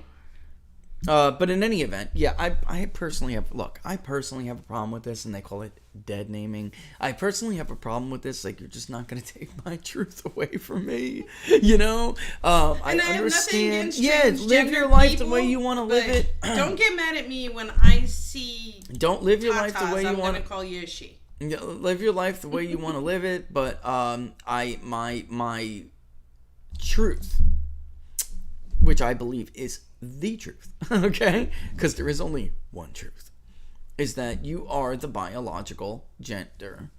You are the gender that you were biologically assigned at birth. There is no way to undo a chromosome. And that's just where I'm at here. I thought we were supposed to listen to the science. I thought we were supposed to listen to the science on abortion, on transgender issues, on a whole slew of other things, especially COVID. I mean, are you kidding me? We're not allowed to really listen to the science. Somebody wrote chromosomes matter too. Hashtag chromosomes matter. All chromosomes matter. Mm-hmm. Both chromosomes matter. Oh my God, this is where we're at. Stop hitting the desk. That's not the desk. That's the mouse. When you talk. Oh, sorry. Mm-hmm. Yeah, nothing is strong enough to hold my boom. It's too heavy. No, but like, the thing is... I know, but I like the thing on a boom so I can whack the desk whenever I want and they don't hear it. Nobody hears it. Yeah. Maybe up there. Maybe the boom. That'd probably work. Yeah. Now, we'll try that. We'll try that. Try that. Okay, next question. Moving on. Yeah, so what do I think in general about the governor's race? Support for the... let me just say this. Support for the recount is falling. And I'm telling you, I know why that is, 100%. It's candidate viability. There's two things. Gavin Newsom is throwing around money like crazy, basically bribing his way into a no vote. And then the second is that a candidate has not emerged. And I believe Jenner actually impressed me twice. But then had that interview and did get stumbled up. That viewer went back and looked at it. Mm-hmm. Was a stumbling of a bit of wasn't ready. Yeah. Wasn't ready. Not polished enough. No. But I was impressed with the video, but that's a produced video. And I was impressed with the response on transgender issues. That was the correct response. But I am a little bit concerned, I would be concerned if I was running the campaign that Jenner is not prep chat. And I think California is in jeopardy of turning into a bit of a clown show. All right? Mm-hmm. All right, next. Which is sad because there was real opportunity there, especially structurally, the way they're voting. They'll be asked yes or no, and then they'll be asked about a replacement. So it's not like the recall with Schwarzenegger and Gray Davis. Totally different. And it made it easier, actually, for a Republican to win. And for Gavin Newsom to be recalled. It actually made it easier. Somebody said Jefferson called Adams a hermaphrodite. Yeah, that's true. That's absolutely true. He did. And somebody suggested tape a yoga mat to the table. There were pictures and everything to go along with it. Soften your taps. Yeah, that would still cause it because it's got that shock absorber thing. You'd still hear the muffed boom. I just got to learn not to whack it, or I got to put it up there. Did I really just say that? Oh my God. Wow. All right. Moving on forward, has Rich seen the new Heartland Institute poll on how viewers of more right-wing media know more facts about the news? I didn't dig into detail, but again, add that to the list. I'm not at all surprised. We've asked about their sources of news. We've asked and rank them, which was interesting. We asked about specific details of stories. All right? And it's just true. Democrats will regurgitate to you the lies that they are told. Great example. It was about a year ago. And nearly 8 in 10 Democrats told us they still believe Michael Brown had his hands up and said, "Don't shoot." We all know that's a lie. That did not happen. A majority still believes Trump colluded with Vladimir Putin, even though they can't explain what colluded means. I mean, it just goes on and on and on and on. And I think it's important to note, though, when you couple that with their intolerance level, it's not going to change. Because how do you raise your level of being informed? You listen to different points of view, you study all angles, you do the primary source work yourself, and you have to sift through a whole lot of BS to come to the truth. What really happened here, right? Liberals are not capable. Most of them are not capable, and this is scary. They're not capable of reading the other points of views that may tear down that wall of lies, that they have been told. Well, it goes back to the point where I always say, if you were told your whole life as you're eating an orange, and I'm your mother, and I say, that's an apple your whole entire life. Yeah. And then when some stranger comes up to you and says, you're really not eating an apple, you're eating an orange. Yeah. Who are you going to believe? The one that nurtured you into this belief? Right. Or a stranger? And then you break down as the facts are presented when you show images of everybody in the dictionary saying an apple looks like this, and an orange looks like that, and present it with facts. Mute that for a second there. Give me 1 second while I scroll through these crosstabs. Here's another element to this. Not only are they only looking at certain sources of information, but their trust in these sources is significantly higher than anywhere else or anybody else. And the problem with that is they get stuck in this rut of, you're back now. Would somebody really lie to me about something this serious? The media, would they really lie to me about something this serious? And sadly, and I know, the answer to that is yes. Where is the trust in institutions? Didn't I put that up, or is that a totally different thing? Transgender in-person learning, transgender sports, comfortable sharing political views. Where on earth? I thought it was actually, did I skip over it? I may have to go into market site, but it's important, and I should because I want to show them this. All right, yeah, probably while I got rid of Twitter, it probably glitched me in and out. Yeah, that's why I took it down before. That's why I yelled at you not to touch nothing, but listen. No, it was Twitter, because what that new thing on Twitter to stream live to Twitter, it's for your browser and your hardware. It's resource intensive, man. So when it comes down on if you're on your timeline and it publishes, if you have something, man, I mean, it bogs down other things. Let me go to, there's 2021 Raw. Let me just go to the actual first crosstab. I guess I could have swore I put up trust in institutions for people. Oh, they wanted the local police department nested. Remember? That's what I did. Mm-hmm. They wanted the local police department trust in institutions nested. Okay. But that's okay, because it's going to give me the ability to filter, and filtering will be quicker. Oh my goodness gracious, man, how slow this can be. Okay, where is it? National media, let's look at that first, and then we'll look at local media, okay? And here's a perfect example. Republicans and conservatives, they will watch their local media, even the alphabet media. ABC, CBS, NBC, local Fox, Fox 35, Fox 5, whatever it may be. CBS 9, whatever. Even though they know the national outlets are biased and that they're probably going to come at it from a different angle. Lots of Republicans in North Carolina, they still watch Spectrum News. They tell us they love Spectrum News, even though Spectrum leans to the left. They will look at different viewpoints, whereas Democrats will not. For them, it's largely their national media, and they trust everything that comes out of their mouth. All right? They are now overall, only 10% told us they have a great deal of trust in the national media. That's 17% of Democrats have a great deal. That compares, folks, to 5% of Republicans, 7% of independents, and only 10% of those who are third party something else. All right? A fair amount. Listen to this. We have a fair amount of trust. Overall was 26.8%. Told us they had a fair amount of trust in the national media. We did this similarly. The Rasmussen poll asked a different structure of the question, but we do a great deal to none at all. They do very, somewhat. They do it a different format, but still, we got similar results. 26.8% told us they have a fair amount of trust overall in the national media. 42.2% of Democrats are included in that.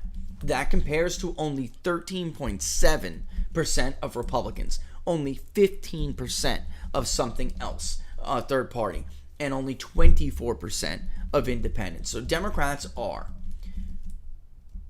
at least twice as likely, upwards of 3.5 times as likely to tell us they trust the national media more than anybody else. All right? And I would argue that's a dangerous level of trust for any group to have. If you look by ideology. Oh, and by the way, none at all. Independents, 4-1. Republicans, 53%. Something else, 41%. Democrats, 10. So not only do they trust more, they distrust less. All right? And this is part of why they're so unbendable when it comes to whether they're liberal or they're not. Liberals, 43%, a fair amount of trust. That compares to only 13.4% of conservatives and only 30% of moderates. A great deal. Conservatives only have 5% of conservatives have a great deal of trust in national media. Even moderates are only about 10%. Liberals are double. Mm-hmm. All right. None at all. Conservatives, 55%. Moderates, 26.5%. Liberals, 10%. I mean, it's clearly by ideology, clearly by party. So if you think about all the ingredients in this stew we're making here, a high level of trust for these entities that lie, a lot. Not only lie, they push disinformation campaigns. And a inability to tolerate other people's points of view. And then only getting your sources of information from these narrow sources. That's a liberal. On the other spectrum, with moderates and conservatives, even moderates, they have a much more skeptical view of these sources. They're much more tolerant of other points of views and other source media outlets. And they have a higher level of distrust. More than skepticism, it's a level of distrust. And they're more of a wait and see. Liberals are knee-jerk. And then when that information funnels in later, remember how I used to tell you all during the Trump administration, wait 48 hours after a bombshell, then we'll talk about it. But they're closed off to that 48-hour period. The liberals have turned it off. What they heard, Michael Cohen went to Prague. That's it. And you probably met with devious Russians about how to collude and steal the election. It doesn't matter, Robert Mueller, 48 hours. Takes the unprecedented step to say it's not true. During an ongoing investigation. That doesn't matter. They're shut off. It's over. They heard it, and that's it. It's dangerous. It's dangerous to have this large of a percentage of our society that exhibits these characteristics. And by the way, it opens us up to what we were talking about before. All these disinformation campaigns. Mm-hmm. They look at us and they look at that specific population too. And they say, oh, this is just going to be too easy. And they think they're smart.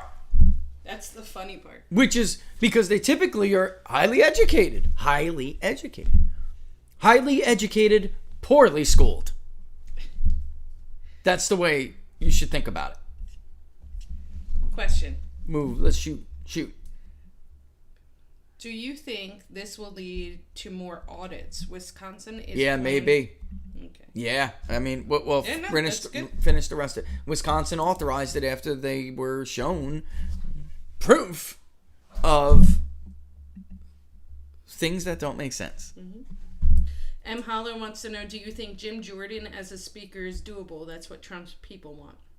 Well, then, you know what? Trump should have cast out Paul Ryan. I'm sorry, but I have to say this. Mark Meadows, his wife, was very loyal to Donald Trump before the 2016 campaign, worked her butt off to make sure North Carolina and elsewhere would stay in the Trump column, all right? Or would go in the Trump column, and then worked her butt off to make sure it stayed in the Trump column. But after Trump was elected, Meadows came to the president and said, we have a plan. We, Jim Jordan, my wife, the rest of us, we got a plan. And we can oust this SOB. He's going to be nothing but problems for you, and you're going to regret it. But Donald Trump wanted to extend an olive branch, and he kept it, made a very, very, very poor decision to keep not only him, but Mitch McConnell as well in the leadership roles. Paul Ryan could have been deposed right then and there, and Mark Meadows probably, or I don't think Jim Jordan would have got the votes back then, but Mark Meadows at least would have been able to make a real run for it, take a real shot at it. I don't know if Jim Jordan now is a viable option.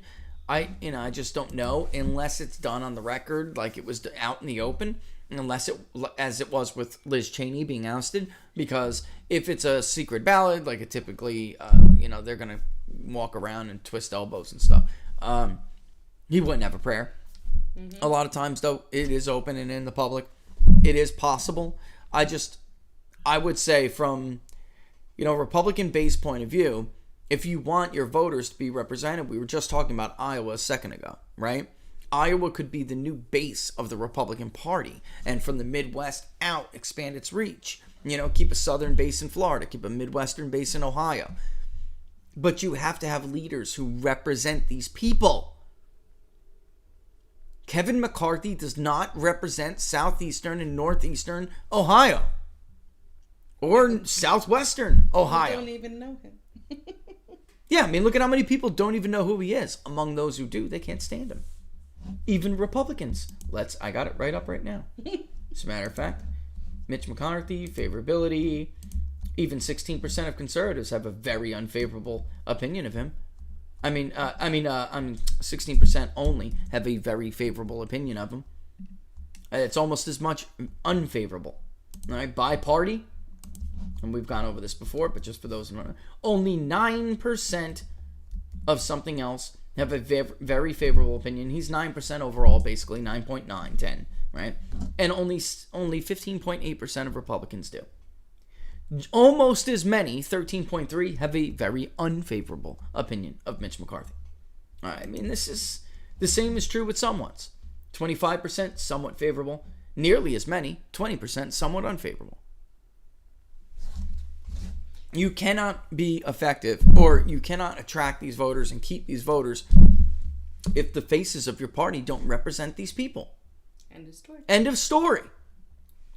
Critic Geek would like to know if the New York Attorney General gets Trump on criminal charges. Do you think there are any chances? The Southern District of New York, first of all, would be Eric that they're really going after, probably, because he ran that element of it, as far as I remember. I know that some of my lawyer friends out there, would say that, that this is for show. I never thought any of this was for show. These people don't play games. They play for keeps. They will bend and break the law to get you prosecuted. They chose Andrew Weissman as their second in that special prosecutor. Andrew Weissman is literally the most smackdown prosecutor in the country. Nobody has ever been rebuked by the Supreme Court like Andrew Weissman for lying to a jury to get a conviction. Yep. Folks, these people were never playing around. So I wouldn't put anything, I wouldn't take anything for granted. I wouldn't. I said that immediately. The minute the man gets out of office, they are going to forget about trying to make sure he can't run for president anymore. That's what January 6th was really about. January 6th is not about them being this and that. And again, our good friend Byron York, I'm very disappointed to see some people downplay this. I'm very disappointed to hear you being duped again, Byron. If it was so bad, Byron, then why did you need a fake Murder, dude. Why would you need to fabricate a murder if it was so bad? You don't need to lie, embellish, and exaggerate something that truly has an impression. Right? Yep. Break. The guy died of a stroke. Tony Neves has 2 questions. Ask Rich if he heard about the stories suited military going around gas stations and 7-Elevens to vaccinate people in Dallas. Also, I did not hear that, but I got to tell you, I get called 3 times a day from the Department of Veterans Affairs. Yeah. And did you hear about the judge in Michigan denying Atrium County recount? I did, yes. And we'll talk about that a little bit more on Friday, as well as the lawsuit in Stark.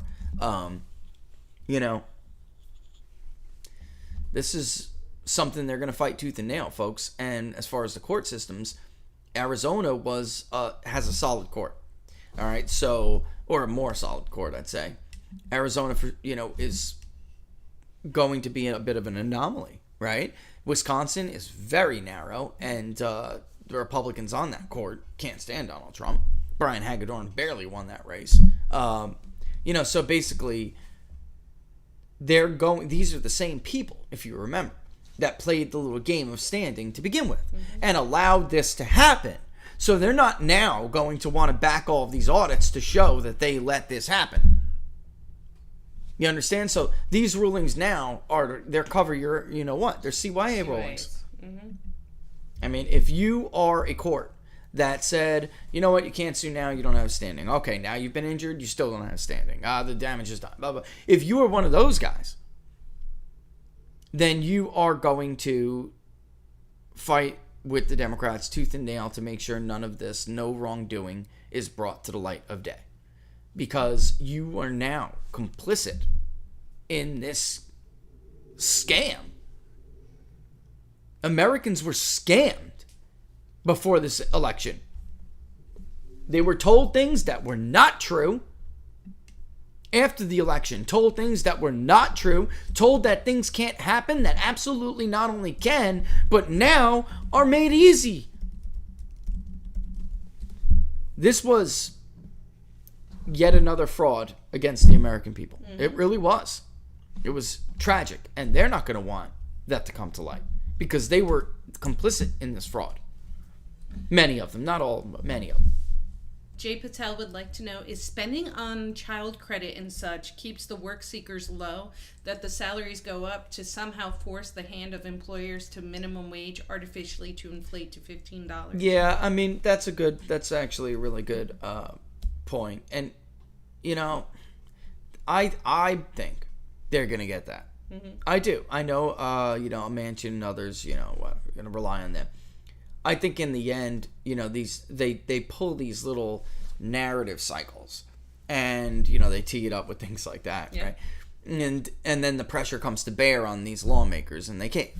So I tend to think, minimum wage is popular, guys. It even is among Republicans, or at least a lot of Republicans, which causes the overall number because independents and Democrats do favor raising the minimum wage, and I think that would be a hard hill to die on. It would. It would be difficult to just say no to that. But they're just gonna inflate everything else. Else, so it's not only that. It's like they're gonna. You killed it. Look, we have 50 years of Labor Department data and more. Actually, now it's 2021. What am I talking about? The minimum wage hikes kill jobs. They can be done at gradually, moderate, I would say, increments. But that's not what they're talking about here. And it's a federal imposition. Other minimum wage hikes have been done at the state level, right? But we have loads of data from the Labor Department that show, even Bill Gates admitted that at one time. You remember that? Mm-hmm. Minimum wage hikes kills jobs. Of course they do. Especially drastic ones that aren't keeping pace with typical CPI. Now the CPI is going to go to the moon. So they're going to use that too, Jay. They're going to use that too. Wait until the CPI continues to climb at record paces like this. That was that CPI climbed at a record not seen in 40 years. So believe me, when inflation comes a calling, you think they're not going to use that? So they created the inflation. and then they're going to use it to call for minimum wage hikes. Watch. Mark my words. And so it has been said. All right, Willie Wydra, how effective is university propaganda? Causation Very. or correlation? A little bit of both now, because it's like this self-perpetuating thing, right? And if it's like they're feeding their own monster kind of thing now, I think that it's pretty much established history. Back in the 60s, these radical left entities and organizations decided that it would be best to get into the academia, infrastructure and do damage over the period of time. It was a long game. They were playing a long game, and it was smart. And now we're at the point where they're just pumping out their own. And those people who choose to go into those fields, they agree with them. There's no debate anymore. I mean, Laura, this is something Laura does a lot, spends a lot of her time with students who are basically oppressed on college campuses. And I'll tell you what, guys, some of the stories are ridiculous. We've seen students abandon their plans to become professors. We've seen people who have worked on their masters and abandon all of the work they have done because there is no room in that industry, in that sector, in that line of work for somebody who has a dissenting viewpoint. So at this point, because they are persecuted. It's both. They are persecuted, and at this point, it's a little bit of both. That's a great question. And at first, there was a chicken there was a chicken before the egg kind of question now, but I think we can decide that there was a period of, there was like a Big Bang moment for that, and now it just keeps perpetuating. It's a vicious cycle. Yeah. So, but it is effective. It is effective because you have a lot of people who don't go to college, who have college friends, who listen to the nonsense that they bring home from college campus. Right, and they want to be cool, and they want to be in, they want to fit in. They certainly, at their age, are trying to find out who they are. They don't want the desirability pressure on them. And also, as a young adult, you're struggling to find out where you fit in society, and you want to be part of something that's bigger than you. And that is the genius of what these academic institutions do. They make these kids feel like they could be part of something bigger. You learn about all of these heroes in history. You too could be like Malcolm X. You too could be like Martin Luther King. You too could be like Che Guevara. And so on. Right. And that's also why they fabricate these oppressions that don't exist now. And the truth is, you can't be like them because you don't live with what they lived with. All right? I mean, if Malcolm X was still alive right now, he'd probably grab some of these people and smack them upside their head. Like, boy, you don't know what oppression is. You're out of your damn mind. Go get some pancakes at IHOP. I mean, he would not. And sit in that restaurant and I think he'd be fine. so disappointed, too, because as he said, you've been hoodwinked by the white liberal, and you're bamboozled. Basically what is happening now, which is the perpetuation of racial injustice, the perpetuation of racial tensions, all for the goal of a political party power, right? All to keep power for a political party that is run by elites whom he hated. This is Malcolm X's nightmare, what is happening right now. This is the nightmare that he fought so hard not to happen. And it's here. It's here. That's it. And that's true even after he left the nation. And I think, honestly, more true. More true. Because he did some of his best work when he was when he did leave, association with the nation. Then I'm sorry about that noise, but this thing will not grip. So I got to kind of drag it around. Yeah. Roland would like to know, what about the Whip Scalise? Is he better than McCarthy? I mean, he's better than McCarthy, but he's still no winner. He's not, he's not your Kennedy represents Louisiana better than he does. Let me just put it that way. He's not Okay, I got he's not establishment, but he is establishment. Yeah. He kind of is. He's more conservative than traditional establishment guys, but he's not a firebrand. I mean, he's certainly better. I just don't want to. I'm being careful not to put down the man because of what he's been through. At the same time, I'm being careful not to give him too much credit. Because of what he's been through. Yeah. Well, also too because he is better than McCarthy when it comes to representing the base. but he's still not where they really should be. It's seniority over there, up there, guys. That's how Washington D.C. works, and they insulate themselves so they really start to get it in their heads, like it's my turn, it's my turn, it's my turn, and that's how it works. They're used to that system. They don't think of it like we think of it. Like, why doesn't the party leadership represent the party? They don't think of it like that. They think of it like seniority because they've been trained to think of it like that. That's how Washington is. Michelangelo, why did routers contain medical and police information? Who put it there and who got it? You talk about in Arizona or something? I'm not... Huh. Michelangelo, you need to clarify. Yeah, I'm not sure what story you're referring to. All right, Ozzy would like to know, how do you find out who prints ballots in Fayette, PA? Yesterday, Republican ballots or primary referendum couldn't be scanned, but Democrats and independent ballots could. Called Election Bureau, they did not know. That would be the job of the local, what do they call them over there? The board, not board, that's Philadelphia. Like the supervisor elections or clerk, whatever they're called over there, recorder, that's their job. And every county has one. It is one person, but their office is in charge of that. So ultimately, you'll get nowhere with the Secretary of State in that state. So, which they're just in charge of overseeing that anyway. That's not right.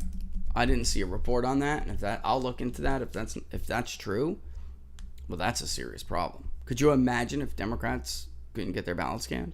Oh, Lord have mercy.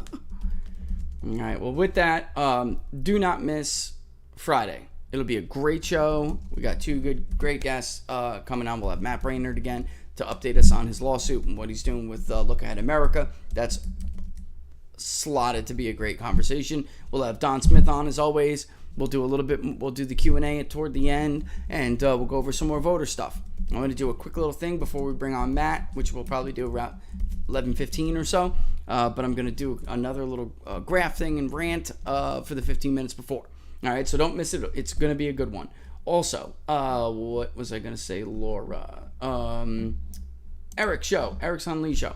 All right, so again, unstructured, 5:30 p.m. Eastern Standard Time with Eric Hunley. He will have the modern warrior Joe Kent, former Ranger Special Forces CIA officer, now congressional candidate, on. Tune in. Be there or be square. And Dawn is Thursday from 5 to 7 p.m. So one you'll have to archive and watch, but we want to mention them both. All right. Yes. And that's the new one Dawn's doing with Dave Perkins. I went back and watched it, and it was good. All right. I love both those guys. Listen, you can have both of them up simultaneously. Just mute one. Yeah, you can do that. Because that's how I roll. I want to give my shows credit, so I'll mute one, listen to one, and then after with that the archive done, when I get a chance. Yep. Yeah. Listen Absolutely. to it. All right. And with that, of course, sign up to the locals community, peoplespundit.locals.com. And hopefully we had a nice little run this week on the public polling project. So hopefully by the end of this month, as a locals community, we'll be able to kick around some ideas and get that question out there before June sets in. Like, we could start around June, but it's before summer really sets in. Kids are off soon from school, so 4 more days. Yeah, so it will be like that. And today our son has a concert. Oh yeah, it's gonna be sad. We can't wait. He's got a little concert. It's gonna be great. But also too, if you want to leave a comment for us when you donate, if you're not a locals person but you donate, if you want to give us a suggestion, you could do that in the comment section. All right, which will go up on the board. Hey, I'd like to know, maybe if you can fit in something about this. Just give us a topic, all right? And we'll see what kind of questions we can formulate around that. You can do that. All right, but the link is down in the video description of YouTube. BigDataPoll.com/public polling project. BigDataPoll.com/public polling project. All right, and that's a way for them to give input, even though, because we kick it around with the locals community. If you want to have a discussion about the questionnaire, then that's for members of the locals community. So join us on locals, and we'll do that. All right, and with that, we are out. Thanks for watching Inside the Numbers, folks. We will see you on Friday. Happy Wednesday.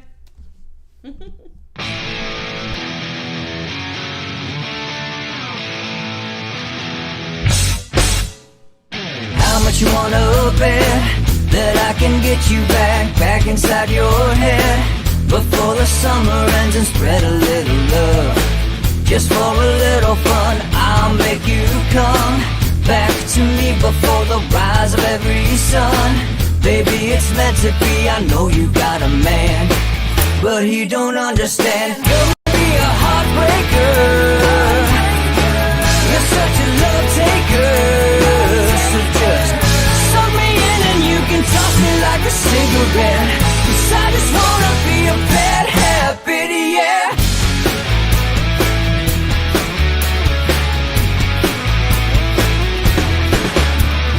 Rhythm in our love, it's impressive, excessive. You can't make this stuff up. My chest beats, it's restless, wakes the neighbors up above. Yeah, baby, come and show me love. Baby, come and show me love, because you're gonna be a heartbreaker. You're such a love taker. So just suck me in and you can toss me like a cigarette, 'cause I just wanna be a bad habit, yeah.